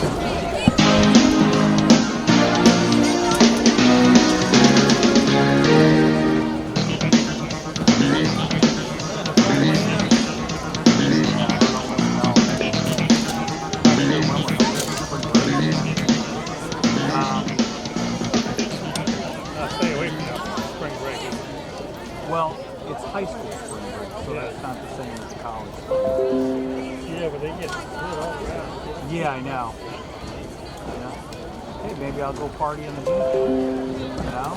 Why not? Mingle in with the freaking kids. I'll fit right in. Go to South Beach. They'll never notice. Old and decrepit. Yeah, I think we're at Ludlow. Oh no, wait a minute. Yeah, so I think something will Possibility I might be there. Yeah. So I might see you at Ludlow.